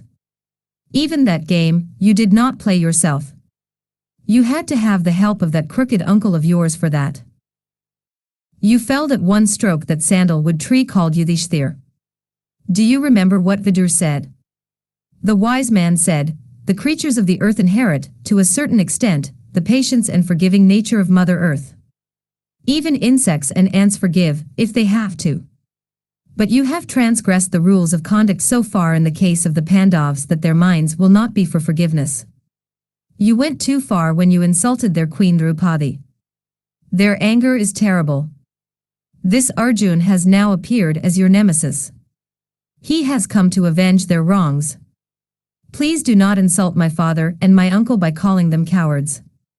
They can face Indra and the entire host of the heavens. They are not afraid, as your dear friend seems to suggest. They can recognize greatness wherever they see it. They admire Arjun because he deserves their admiration. They talk disparagingly of Radhaya since they know that he is nothing in front of Arjun. I will say it. 2. Who can equal the greatness of Arjun? He is the greatest of all heroes. Because of his skill and his noble nature and his chivalry, he is dear to the heart of my father. I do not see anything wrong in giving praise ungrudgingly where it is due. Your dear Radhaya has always been jealous of Arjun. As for you, you have ruined all your noble qualities because of this one fault in you, this envy for the 5 Pandavs. Let anyone fight. I have decided not to fight. If Virat comes to fight, then I will help you. But I will not assist this Radhaya in his fight against Arjun. Arjun is as dear to me as he is to my father." Ashwatthama threw down his bow and arrows and sat down silent in his car. 18. Duryodhan's heartbreak. Bhishma intervened. He said, "What Drona says is true. I think Kripa's words are also right." The great Ashwatthama spoke only the truth when he explained the feelings which prompted the Brahmins to speak those words. They should not be insulted, as they have been by Radhaya. Duryodhan, consider the circumstances. You do not think of them at all. In your love for your friend, you allow this to happen. You must not allow this dissension to take place. There must not be any dissension in the army. You must pacify these great men. You must not allow our heroes to fight among themselves." Bhishma looked at Ashwatthama and said, "You must not be offended by the words of Radhaya. He spoke those words since he wanted the troops to be encouraged.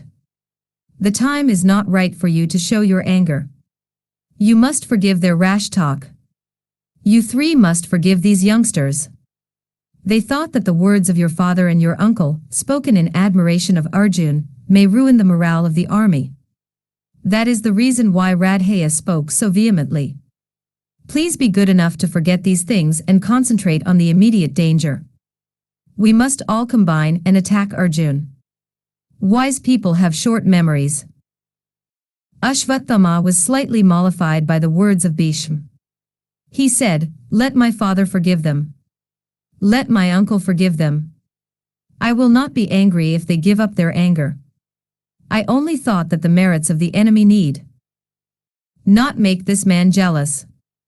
Duryodhan realized the gravity of the situation.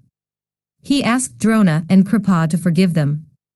He made Radhaya also to ask them for forgiveness.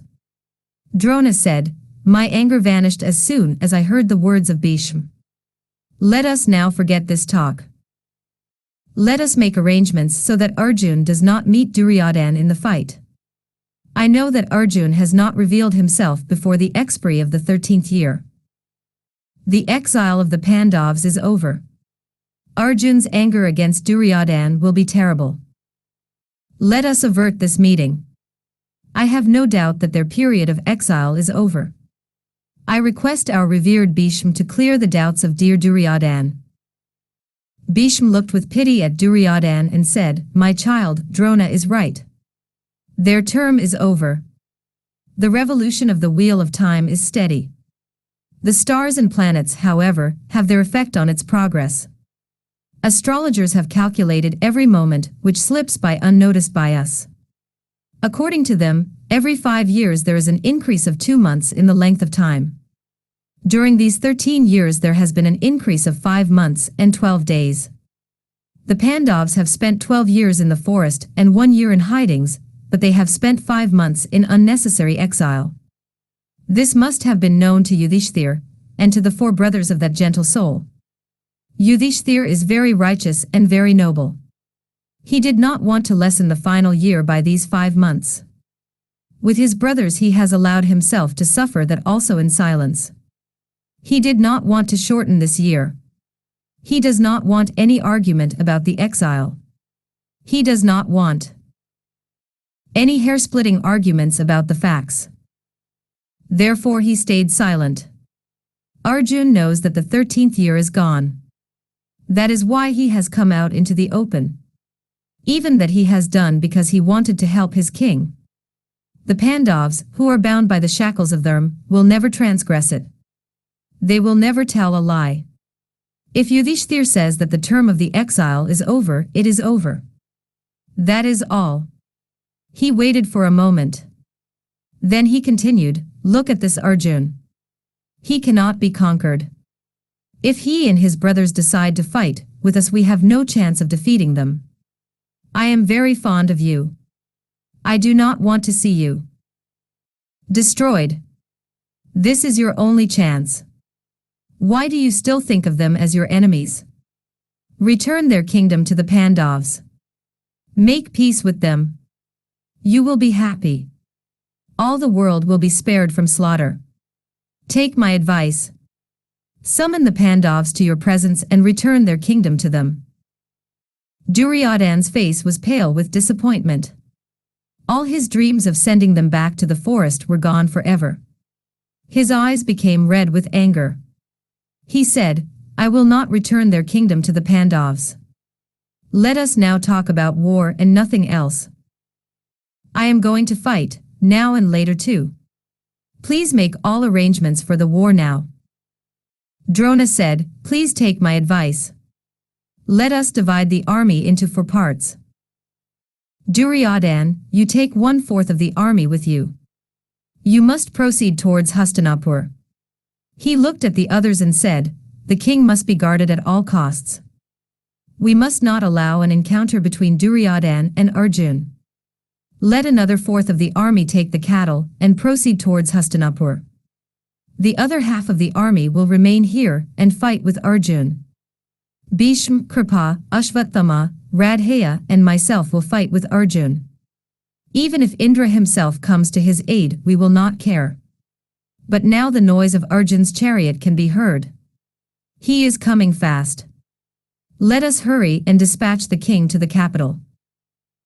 Bhishma took entire charge of the situation. He made the army arrange itself properly. He said, let Drona be in the middle of the phalanx. Let Ashwatthama stand to his left and guard the left wing. Let Kripa guard the right wing. Radhaya will be at the front, the van of the army. I will be at the back, defending the rear of the army. 5 of us can manage to defy him, I think. They were ready. The chariot of Arjun came fast in their direction. Arjun looked at the army arrayed in the form of a crescent. It was called Vajravaya. It meant that it was as hard as a diamond to penetrate. Arjun smiled to himself. He said, this must be the arrangement of my grandfather. He is skilled in the arrangements of the army in these diverse phalanxes. He looked again and saw the banner of his grandfather. It was the golden palm tree, the sight of which would always strike terror into the hearts of his enemies. 19. The routing of the Kaurav army. Out of the air there flew 2 arrows which fell at the feet of Drona. Bhishma and Kripa too were greeted by 2 arrows each falling at their feet. 2 more arrows came. They brushed past the ears of Drona. Bhishma and Kripa too heard arrows whispering past their ears. They were pleased with this. It was a very beautiful gesture on the part of Arjun. The first 2 were his salutation. He had met them after 13 years. He was announcing himself. The next 2 were sent asking them for permission to fight with them. The fight began. Arjun advanced with the speed of wind. He looked at his opponents. He told Uttara, I can see that this phalanx is arranged like this to bar my way. I can see the Kuru veterans here, and I can see Radhaya. But I cannot find Duryodhan. There a portion is proceeding towards Hastinapur. I can see their plan. They do not want me to meet Duryodhan. He is going away with the cows and a portion of the army too. Come, let us pursue him. We must first release the cows. Uttara steered the chariot in the direction which Arjun indicated. They went along the western wing. Arjun fought as he went along. Several of the brothers of Duryodhan opposed him. But they could not stop him. He was set on pursuing the banner of Duryodhan, the serpent embroidered on a cloth of gold. Arjun said, I am not keen on fighting with anyone else. I want to rescue the cows, and I want to meet this man who has caused us untold harm. I want to meet this man, this proud haughty monarch who has caused our queen so much pain. I want to kill all those who laughed at us then. But the king has escaped my sight. This must be the work of Drona. I am sure he wants to save the life of the king. Or else the king Duryodhan will never run away from the battlefield. I must pursue him. Do not pay any attention to this army. Go in the direction where we can see the serpent banner. The chariot roared past Bhishma. He looked at Arjun and divined his intentions. He told the others, Arjun is pursuing the king like a lion its prey. We cannot let him vent his anger against the king now. He will kill him in no time. Let us not worry about the cows now. We must meet Arjun. Bhishma hurried to the help of the king. Arjun had reached the portion of the army which was leading the cattle away. He asked Uttara to proceed slowly. He said, let us first release the cows. He fought with the soldiers who were guarding the cows. They were overpowered by the terrible arrows which poured out of his bow in an unending stream. The guards were made to run away. With their tails raised, with their calves running with them in fear, the cows of Virat turned back and began to run in the southern direction. They were going towards the city. The cowherds were happy that the cows had been released. Arjun's chariot was going towards the king, who had 1/4 of the army to guard him. The veterans watched the maneuvers of Arjun. They prepared themselves to meet him and impede his progress. The phalanx was all broken up. Radhaya, Bhishma and the others proceeded towards Arjun. Arjun tried his level best to avoid wounding his guru, Drona. He faced the brothers of Duryodhan. Fighting them all along, he reached the spot where Radhaya was advancing towards him. Arjun said, Uttar Kumar, look. This man is Radhaya. He has ever been my rival. He is a great archer. He is a disciple of Bhargav. He is a master of all the many divine astras. He is unparalleled in valor and in skill. He is a great hero. Take me to him.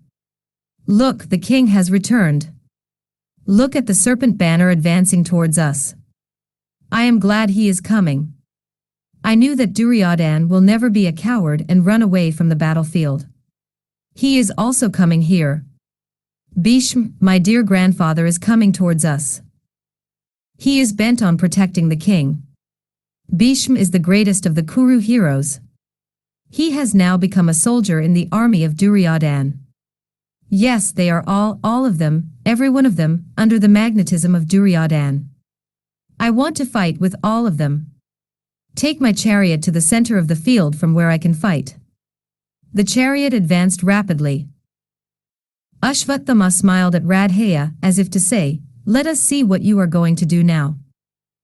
Your chance has come. He said, Radhaya, look. Arjun is coming, eager to fight with you. For years you have been making the council hall resound with your talk about how you will kill Arjun. He is now here, roaring like a lion in the arena. Let us see you fight. If you are beaten, you can go back to the council hall at Hastinapur and confer with the crooked-minded Shakuni about some other shady trick to banish the Pandavs once again. Radhaya's eyes spat fire. He said, please do not keep on taunting me. I am not afraid of Arjun. I have never been afraid. I am not afraid of even Krishna. You can see how I can fight. I will show you. Arjun advanced with a smile on his face. Duryodhan had reached the center of the field. He was ready to fight. Arjun was surrounded on all sides by the great heroes of the Kaurav army. Bheem, Drona, Kripa, Ashwatthama, Duryodhan, Radhaya, Shakuni and Vikarna. It was a terrible fight. They all fought with him, all together and one by one. Arjun was undaunted. He was bent on fighting with Radhaya. He concentrated on him. Arjun singled out Radhaya. The fight was wonderful. All the others stood spellbound as they watched the duel. Both were great archers. Both vied with each other in valor and in skill. Arjun was as angry as the heavens when they rained destruction on the earth. He said, come, Radhaya. Let us now settle some old scores. You have taken an oath that you will kill me, and I have sworn that I will kill you. Let us see who is to win and keep his word. I have heard you talk. I have heard you say that there is no one to equal you in skill and in bravery. The time has come when you will have to prove your statements. I will see how you are going to escape alive from me. Radhaya laughed and said, I am just as keen, my dear Arjun, to fight with you and fight to a finish, a duel with you. I do not want to waste my time in empty talk. Come, let us fight. They fought for a long time. The arrows of Radhaya were so swift that their path could not be followed by the eye. They were sharp. They wounded Arjun and his horses and his charioteer too. Uttar Kumar stood his ground. The young prince had become a hero all on a sudden. So great was the influence of Arjun. His bravery was contagious. For a long time Radhaya withstood the onslaught of Arjun. But finally he had to admit defeat. His forehead, his neck, his shoulders, his arms, his broad chest were all covered by the arrows of Arjun. Radhaya had to give up fighting. He had to abandon the fighting and run away from the field. Arjun encountered Drona. Ashwatthama came to the help of his father when he found that Arjun was winning. Arjun was like a forest fire burning up everything that came in his path. Drona, Ashwatthama and Kripa were all defeated by Arjun. He was like some divine fighter. He looked like no ordinary mortal. Bhishma came to their help. Arjun defeated every one of them. He wanted to meet Duryodhan. He went in the direction where Duryodhan was stationed. The two encountered each other. The king was already disappointed at the way things were shaping. He found his army being scattered in all the four directions by Arjun. He opposed Arjun valiantly. But he could not fight for a long time. Arjun killed his horses and elephants. Duryodhan could not withstand this powerful cousin of his. He had to run away from the field. Arjun followed him with words which were sharper than his arrows. He said, "You have today abandoned your fame and your reputation on the field of battle. Is it right for a Kshatriya to be such a coward? Are you so fond of this life of yours that you are prepared to lose your name in exchange for it? What is life, after all? A few moments. You are behaving like a coward. Death on the battlefield is more to be desired than such a life. They have named you Duryodhan. It means that it is very hard to oppose you and fight with you. They call you Suyodhan. It means that you are a good fighter. You have today made both your names meaningless by this your behavior. You ought to be ashamed of yourself. Come, be a man and fight." Stung by these cruel words of Arjun, Duryodhan came back to fight. He fought like a wounded serpent. His pride was wounded, he had always been highly sensitive. He could not bear the insults that were being heaped upon him. Radhaya came to his support on the right side. But it was not possible to defeat Arjun. Drona and the rest of them came up and surrounded Arjun once again. Arjun decided that he had caused enough havoc in the army. He invoked the astra called Samahan. It had the power of making them all go into a trance. Prince Uttara saw the entire army fall down as if in a faint. Arjun remembered the request of the Princess Uttara. He told Uttara, "They are all under a trance. Get down from the chariot. Go near them and bring their mantles and upper clothes. Go to Kripa and remove from his shoulders the white silk he is wearing. Look at that beautiful yellow silk which is lying on the chest of Radhaya. Bring that. Go to Ashwatthama and bring his apparel also. The king is sporting a blue silk. That looks lovely. Your sister will like it, I am sure. Collect that. Do not go very near my grandfather. He knows the counter incantations for this astra of mine. He may not be under a trance. Let us not risk going near him." Uttara leaped down from the chariot. He collected silks and jewels from the sleeping heroes.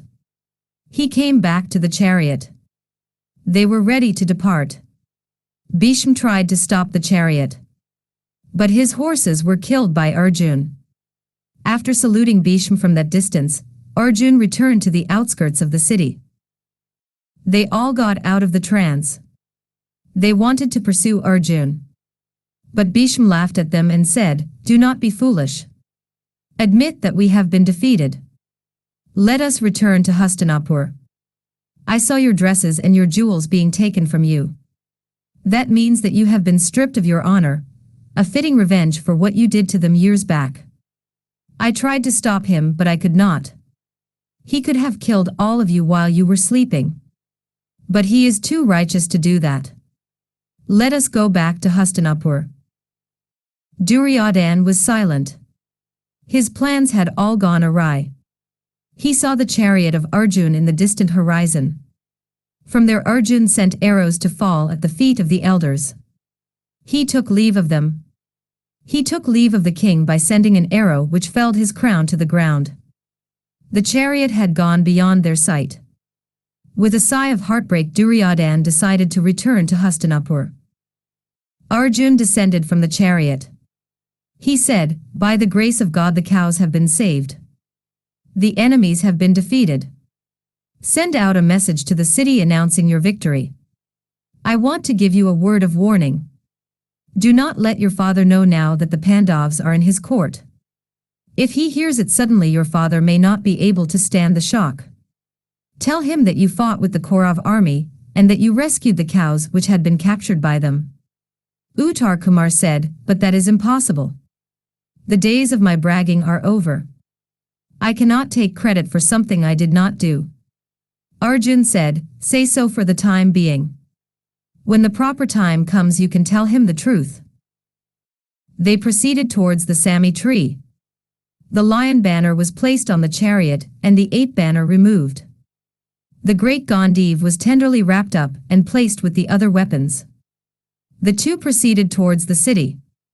Uttara was now sitting in the chariot and Arjun was driving it. His hair, which had been bound up with a cloth during the fight, was once again hanging down his back in a plait. 20. Yudhishthir's blood. King Virat entered the city in triumph after the Trigardas had been defeated. He had rescued the cows. He was received by the citizens with great pomp and splendor. He entered the city surrounded by the Pandavs. At the palace he was received by the queen and his daughter. The Princess Uttara told him about the invasion of the Kaurav army, and about the young Prince Uttara going to fight with them single-handed. The king was unhappy at this calamity which had befallen him. He was told that Brahmala was the charioteer of the prince. He was sunk in the depths of despair. He said, "What can my child do? The great Kaurav heroes are there. Bheem, Drona, Kripa and the invincible Radhaya have all come to attack us. What can my son do? Let me collect my army immediately and go to help my son. I thought that all danger had been averted when Susharma had been defeated. I did not bargain for this new danger. I must collect my army at a moment's notice." He was giving instructions to his ministers and his brothers to make arrangements for a second campaign. Then spoke Yudhishthir, "Do not give way to despair. Having heard that Brahmanala is the charioteer to your son, I am not worried, not in the least. Your son will be able to vanquish even Indra or Yama if Brahmanala is his charioteer. I know Brahmanala and her greatness. Please compose yourself, my king. Please wait for news from the battle front. I assure you that you will soon hear about the success of your son." Hearing the words of Yudhishthir, for whom he had very great respect, the king agreed to be silent. He had to be patient. His heart was heavy with grief. But he agreed to wait for news from Uttara. A few hours of agony passed. Then came some cowherds to the presence of the king. They said, "My lord, we have come from the neighborhood of the battlefield. We saw the prince's chariot being driven by Brahmanala. Seeing us, the chariot stopped. Brahmanala said, 'Go at once to the city and announce that the prince has routed the enemies, that he has rescued the cows, that the city should prepare herself to receive him with honor. The prince is coming to the city after having rescued the cattle from the Kauravs. He has defeated them all in single combat.'" The cowherds were so excited that they repeated themselves again and again. Yudhishthir smiled at the message and said, "It is fortunate that success has wooed the king and his son." He added, "But I am not surprised at this. I knew that the prince was sure to win since Brahmanala is his charioteer. The charioteer of Indra, by name Madali, and even Krishna, the greatest of all charioteers, will pale into insignificance in front of this Brahmanala." The king was delirious with joy. He gave orders for the city to be decorated. He wanted the city to welcome his son in a glorious manner. His orders were all carried out. The king was happy. The palace was a garden of happiness. The king and Yudhishthir were sitting together. The king's eyes fell on Sairandhri, who was standing at a distance attending to the decorations in the hall. He called out to her, "Sairandhri, go and bring the dice. I am so happy. I want to play now." Yudhishthir said, "If I may offer my advice, please do not play. Please do not let us play now. The wise forbid the game when the mind is not normal." The king said, "But that is absurd. We are not playing the game using any stakes, we are just trying to while away the time. There is no harm in the game if it is played now. Come, let us play." Yudhishthir said, "No, my lord. This game is a terrible thing. I know why Yudhishthir lost his kingdom, and his brothers and his wife too, as stakes in this game of dice. The game of dice robs a man of sane thinking. If Yudhishthir had been in a normal frame of mind, he would never have been so foolish. The game goes to the head like wine. It makes a man do the worst things imaginable. You are excited. I am afraid for you. Please do not let us play." But the king was very keen on playing. So Yudhishthir had to agree. The game began. Virat's mind was full of the victory of his son. Yudhishthir too was just as excited as the king. The success of Arjun thrilled him. The king said, "I am proud of my son's achievement. To think that he has fought with all the heroes on the side of the Kauravs makes me so happy and excited. I am indeed proud of my son. He has done a great thing. He has achieved the impossible." Yudhishthir said, "Yes, it is your good fortune that Brihanala was there to hold the reins of your son's horses. That was why the prince was able to win." The king did not like the words of Yudhishthir. He became very angry. He said, "You say that you are not surprised. Is it, then, such an easy thing to defeat the heroes in the Kaurav army? It is a great achievement. You keep on talking about that eunuch as though he is someone great. I tell you, my son is a great hero. You are insulting him and me by talking less of him and more about this. Dancer. I will excuse you this once. But please take care not to displease me again." Yudhishthir smiled gently and said, "Truth, my lord, is never pleasant to hear. I will tell you what must have happened. Please announce to the citizens about the victory of Brihanala. It is sure to be as I say. When I say a thing, it will always be true. I know that your son must have been the charioteer to Brihanala. She must have been the one to defeat the Kaurav army. Think of that army. It cannot be faced even by the Devas. How can a child like your son be able to defeat them? Only Brihanala would have been able to achieve this victory." The king was beside himself with anger. He took the dice in his hand and threw them forcibly at the head of Yudhishthir. Yudhishthir tried to prevent the dice from hurting him. But he was hit. It hit him on the forehead. Blood began to flow from the wound on his forehead. He would not let the blood fall to the ground. Yudhishthir cupped his hands and received the blood in his hands without letting a single drop fall on the ground. He cast a look of pain at Draupadi. She rushed to him with a bowl of gold filled with water. Yudhishthir washed his hands in it. Draupadi wiped the brow of Yudhishthir with her garment and tried to stop the bleeding. It was only then that Virat saw what was being done. He asked Draupadi, "Sairandhri, what are you doing? Why are you wiping the blood from the wound of this foolish Brahmin with your silken garment?" Draupadi said, "If a drop of blood from the body of this good man touches the ground, your kingdom will not have rain for 1 year. Every drop means 1 year of famine. If this blood falls on the ground, you will be killed by one who has sworn to do it. To save you and your kingdom, I am preventing this precious blood from flowing." Virat did not attach any importance to the words of Draupadi. He was still angry with Yudhishthir for his words. A messenger entered the hall. He said, "The prince is now in the city. He has reached the gates of the palace. He is even now entering the apartments of the king with his companion Brihanala." Yudhishthir spoke to the messenger in secret. He said, "Please see to it that they do not enter the hall together. Allow the prince to come now. Keep Brihanala back. Let her enter after a little while. I am saying this for the good of your king. His very life depends on your doing what I ask you to do. Please see that Brihanala does not enter along with the prince." The prince Uttar Kumar entered the hall. He was embraced warmly by his father. Uttar Kumar looked beyond him and saw the face of Yudhishthir covered with blood. His heart stopped beating. He was horrified at the sight. He said, Who has done this cowardly act towards the noblest of men? Who has been indiscreet enough to tread on the tail of a cobra? Who has committed this dastardly crime? The king smiled and said, I hit him with the dice. He annoyed me by praising your charioteer and belittling your prowess. So I hit him. The prince said, Father, you do not know what you have done. Please ask his pardon, nay his forgiveness, immediately. Please do not invite the curse of God on yourself. The king was puzzled by the words of his son.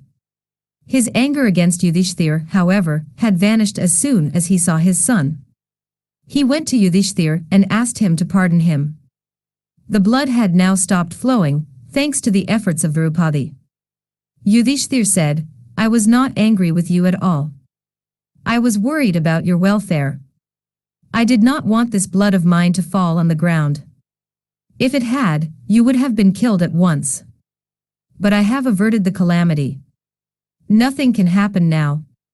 The king could not make out anything of the words of all of them. Brihanala entered the hall. The king was praising the prowess of his son. The poor prince did not dare to look up and meet the eyes of Arjun. He said, Father, I was aided by a divine person. I could not have won but for his help. He defeated them all single-handed. Uttara related to him all that had happened on the battlefield. Without mentioning the name of Arjun, he spoke about his valor. The king was amazed to hear about this divine being. He said, I want to meet this person. I must thank him. I will give him all that I have. I will give my daughter to him. Bring him to me. Uttara said, he vanished from my sight. He may appear tomorrow or the day after. The king thanked Brihanala formally for having driven the chariot for his son. Arjun left his presence and went to the apartments of the princess. He gave her the silks and jewels which he had brought for her. All the while Arjun was intrigued by the behavior of Yudhishthir. When Uttara was relating to Virat the events that took place on the battlefield, Arjun had tried to see how Yudhishthir would take it. He tried to catch his eye. But the eldest Pandav had been keeping his face averted. He would not turn his face in the direction of Arjun. This was causing him a lot of unhappiness. Arjun thought of winning a smile of sly mischief from his brother. He could not rest until he knew the real reason for his behavior. Arjun went to Bheem and asked him, Why is Yudhishthir different? He does not look at me with affection as he used to. Is he angry with me because I fought with the Kauravs? I had to. Bheem said, I cannot explain it. Come, we will go to our brother and ask him. Together they went to Yudhishthir. He saw them and embraced Arjun warmly. They looked at the wound on his forehead and looked at him questioningly. Yudhishthir said, Do not think about it now. The king hit me with the dice. He told them everything. He continued, I was hurt badly. Arjun, I did not want you to see it when you entered the hall. That was why I kept my face averted. Bheem was very angry. He said, If only you had shown your anger against this Virat, he would have been dead long ago. Without knowing who you are, he has insulted you. I cannot bear this. We must punish him. Arjun said, My lord, your patience has been your undoing all these years. I will kill this man and all his relations. We will then kill all the Kauravs. I am not pleased with your patience. I am going to kill Virat. Bheem said, Arjun is right. We will destroy the Matsyas with their relations and their friends. If it is because of the spineless behavior of Virat that Draupadi was harassed by Keechak, let us become lords of Matsya first. We can then become lords of the world. Yudhishthir said, Compose yourselves. There is no need to kill him. He insulted me without knowing who I am. We will give him a chance.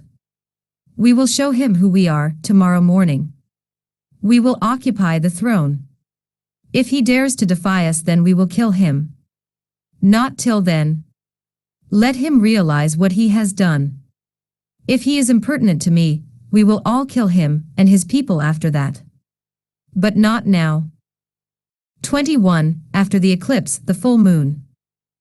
It was a beautiful morning. The 5 brothers got up early in the morning. They bathed themselves in perfumed water. They dressed themselves in costly robes made of soft silk. They put on gleaming jewels. They went to the court of Virat. Yudhishthir ascended the throne. Draupadi sat by his side. The 4 brothers sat all around him. They waited for the king to come. After a while, the king entered the hall with all his attendants. He was followed by his ministers and his many courtiers. He looked at the Pandavs glowing like fire, and was amazed at the sight. He looked at Yudhishthir and said, "Kank, you are the dice player in my court. I had granted you several privileges because I thought that you were an honorable man. It does not mean that you should dress yourself in my silks and sit on my throne. I do not like your behavior. Explain yourself if you value your life."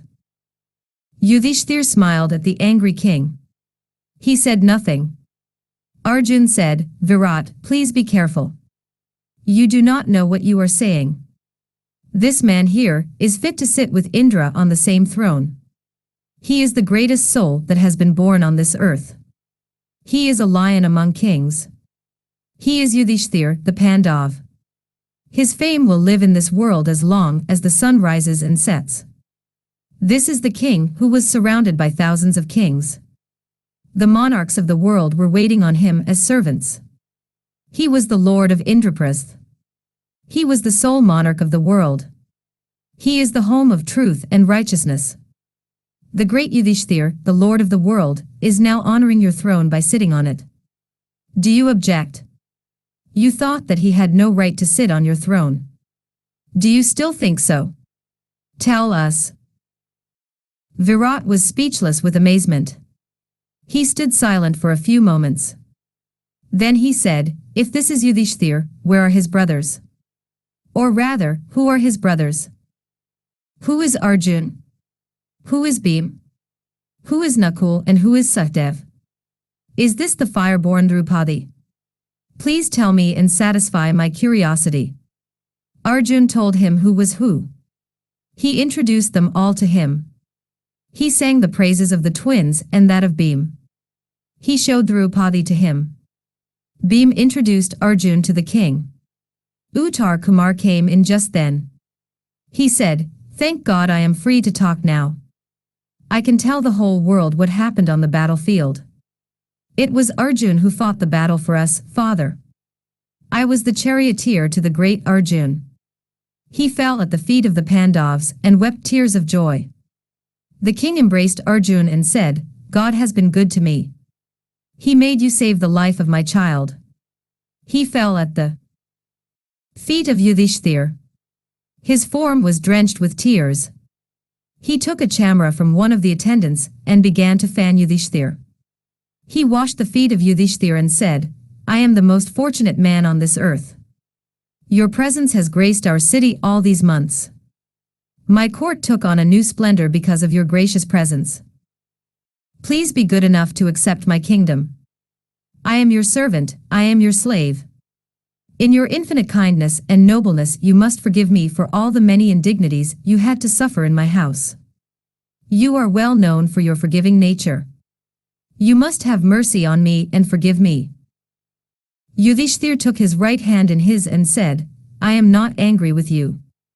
On the other hand, I am very pleased with you. We have been able to spend the most difficult year of our exile happily in your city. I have never enjoyed myself as I did all these months. I have enjoyed this year as I never thought I would. We have all been treated with affection by you. We came to you as strangers. Your gentleness and your noble qualities have won my heart. I am very happy to have you as my dear friend.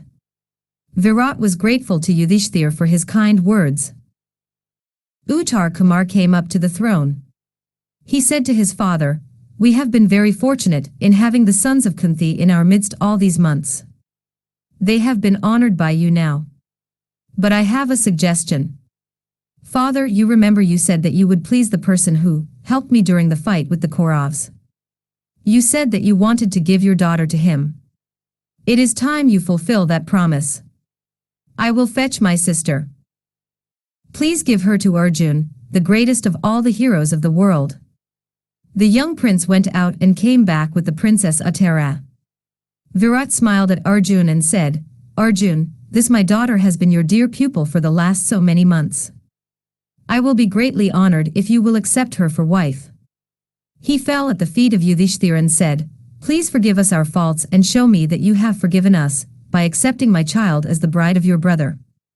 Yudhishthir looked at Arjun as if to ask him what he should say in reply to the words of Virat. Arjun got up from his seat and said, "My lord, we do not want the kingdom of the Matsyas. We want only your assurance that you will give us your support when the war begins. This child, this Uttara, has been offered to me. I thank you for your loving thoughts which prompted you to do it. I appreciate it. But I cannot accept her as my bride. My lord, this child has been my student. She has been like a daughter to me. I cannot take her for wife now. It will not be right." He saw disappointment writ on the faces of Virat and Uttara. He smiled at them and said, "Please do not let this disappoint you. I will still accept her. She has been my daughter all these days, and she will still be my daughter. I will be her father.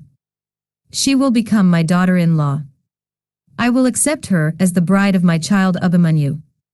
He is the son of Subhadra. He is the nephew of Krishna. He will be a fit husband for my favorite student." Arjun smiled at Uttara and took her on his lap. He said, "My child, Uttara, from today you are my daughter." Yudhishthir was pleased with the words of Arjun. There arrived in the court of Virat a messenger from Hastinapur. He came to the court of Virat when Yudhishthir was there with his brothers. He said, "These are the words of my king Duryodhan. You must prepare yourselves to go to the forest for another 12 years. Arjun, one of the Pandavs, was seen by us before the expiry of the 13th year. This is the message that has been sent to you." Yudhishthir laughed loud and long. He said, "Go back quickly to your lord, master and king, and give him my message. Let our revered grandfather Bheem say whether the 13th year has been completed or not. In a few days, he will get a message from me. Ask him to be ready to answer that question of mine. Till then, ask him to leave us alone." 22. The wedding of Abhimanyu. News flew from one end of the world to the other that the Pandavs had come out of their Ajñatavas, that their term of exile was over. There was no other topic of conversation. People were everywhere discussing what the behavior of Duryodhan would be. The Pandavs took for themselves the city called Upaplavya. It belonged to Virat. Yudhishthir sent messengers to all his friends and well-wishers, the first of these being, of course, Krishna and Draupadi. They hurried to Upaplavya. Balram was the first to arrive. He was followed by Krishna, who was accompanied by Subhadra and her son Abhimanyu. The meeting between the Pandavs and Krishna was very tender. The host of the Vrishnis had arrived. The Pandavs with Virat went to the outskirts of the city to receive Krishna and Balram. They fell at his feet. Their eyes swam in tears. They said, "By your grace, Krishna, we have finished the 13 years. You are our lord and friend. We are in your hands. You are our refuge. We will do what you want us to do. We have no mind of our own. We are yours and you are ours. You mean everything to us." Krishna was overcome with emotion when he looked at his dear cousins. His tears flowed like a river. Draupadi was as much upset as he was. They could not talk for a long time. Tears choked their voices. They stood silent. Krishna took the hands of Draupadi and lifted her up. He dried her tears with his fingers. He said, "No, Draupadi. Do not weep. The time for tears is over. Smile now. The day is near when your smile can come back to your face. Dry your lovely eyes. I will set about fulfilling the promise I gave you in the Kamyaka forest 13 years back. The sickness in your heart will be cured soon. They entered Upaplavya. All the kings who loved Yudhishthir had come there. They were all pleased that they were meeting Yudhishthir and his brothers after the 13 years of exile. They were glad that Virat had been their host for 1 year. The marriage of Abhimanyu was to be celebrated soon. All the kings stayed on to attend the wedding. The wedding was celebrated with great joy. Young Abhimanyu looked like his father and his uncle Krishan. He was the most handsome bridegroom that ever sat before the sacred fire. The bride was a perfect mate for this young lion. They made a beautiful pair as they sat before the sacred fire.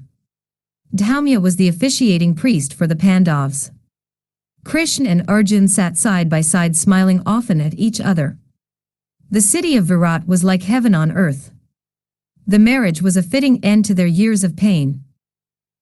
It made them forget the past few years. It made them forget all that. They did not remember the pain of the past so many years in the joy of seeing their child happy. It was a delicious moment which they enjoyed as much as they could since they knew that it was just a respite. Great things were waiting to be discussed. The future of Bharatvarsh hung in the balance. But that was all for tomorrow. Today was the wedding day of their dear child Abhimanyu. They refused to think of anything except the love light in the eye of Abhimanyu and the shy response in the eyes of Uttara.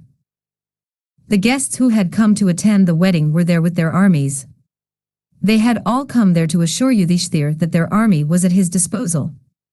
Drupad, the sons of Draupadi, Drishtadhum, Shikhandan were all there. The cousins of Krishan, Kritvarma and Satyaki were there. Draupadi and Subhadra were the queens in the palace. Sudeshna was now the maid in attendance. The palace of the king looked like the home of Indra. The Pandavs were very happy. Balram and Krishan were shining there in the hall like the sun and the moon. All the others were but stars in attendance. Great was the happiness in the heart of everyone during the days of the wedding of Abhimanyu. End of Virat Parva.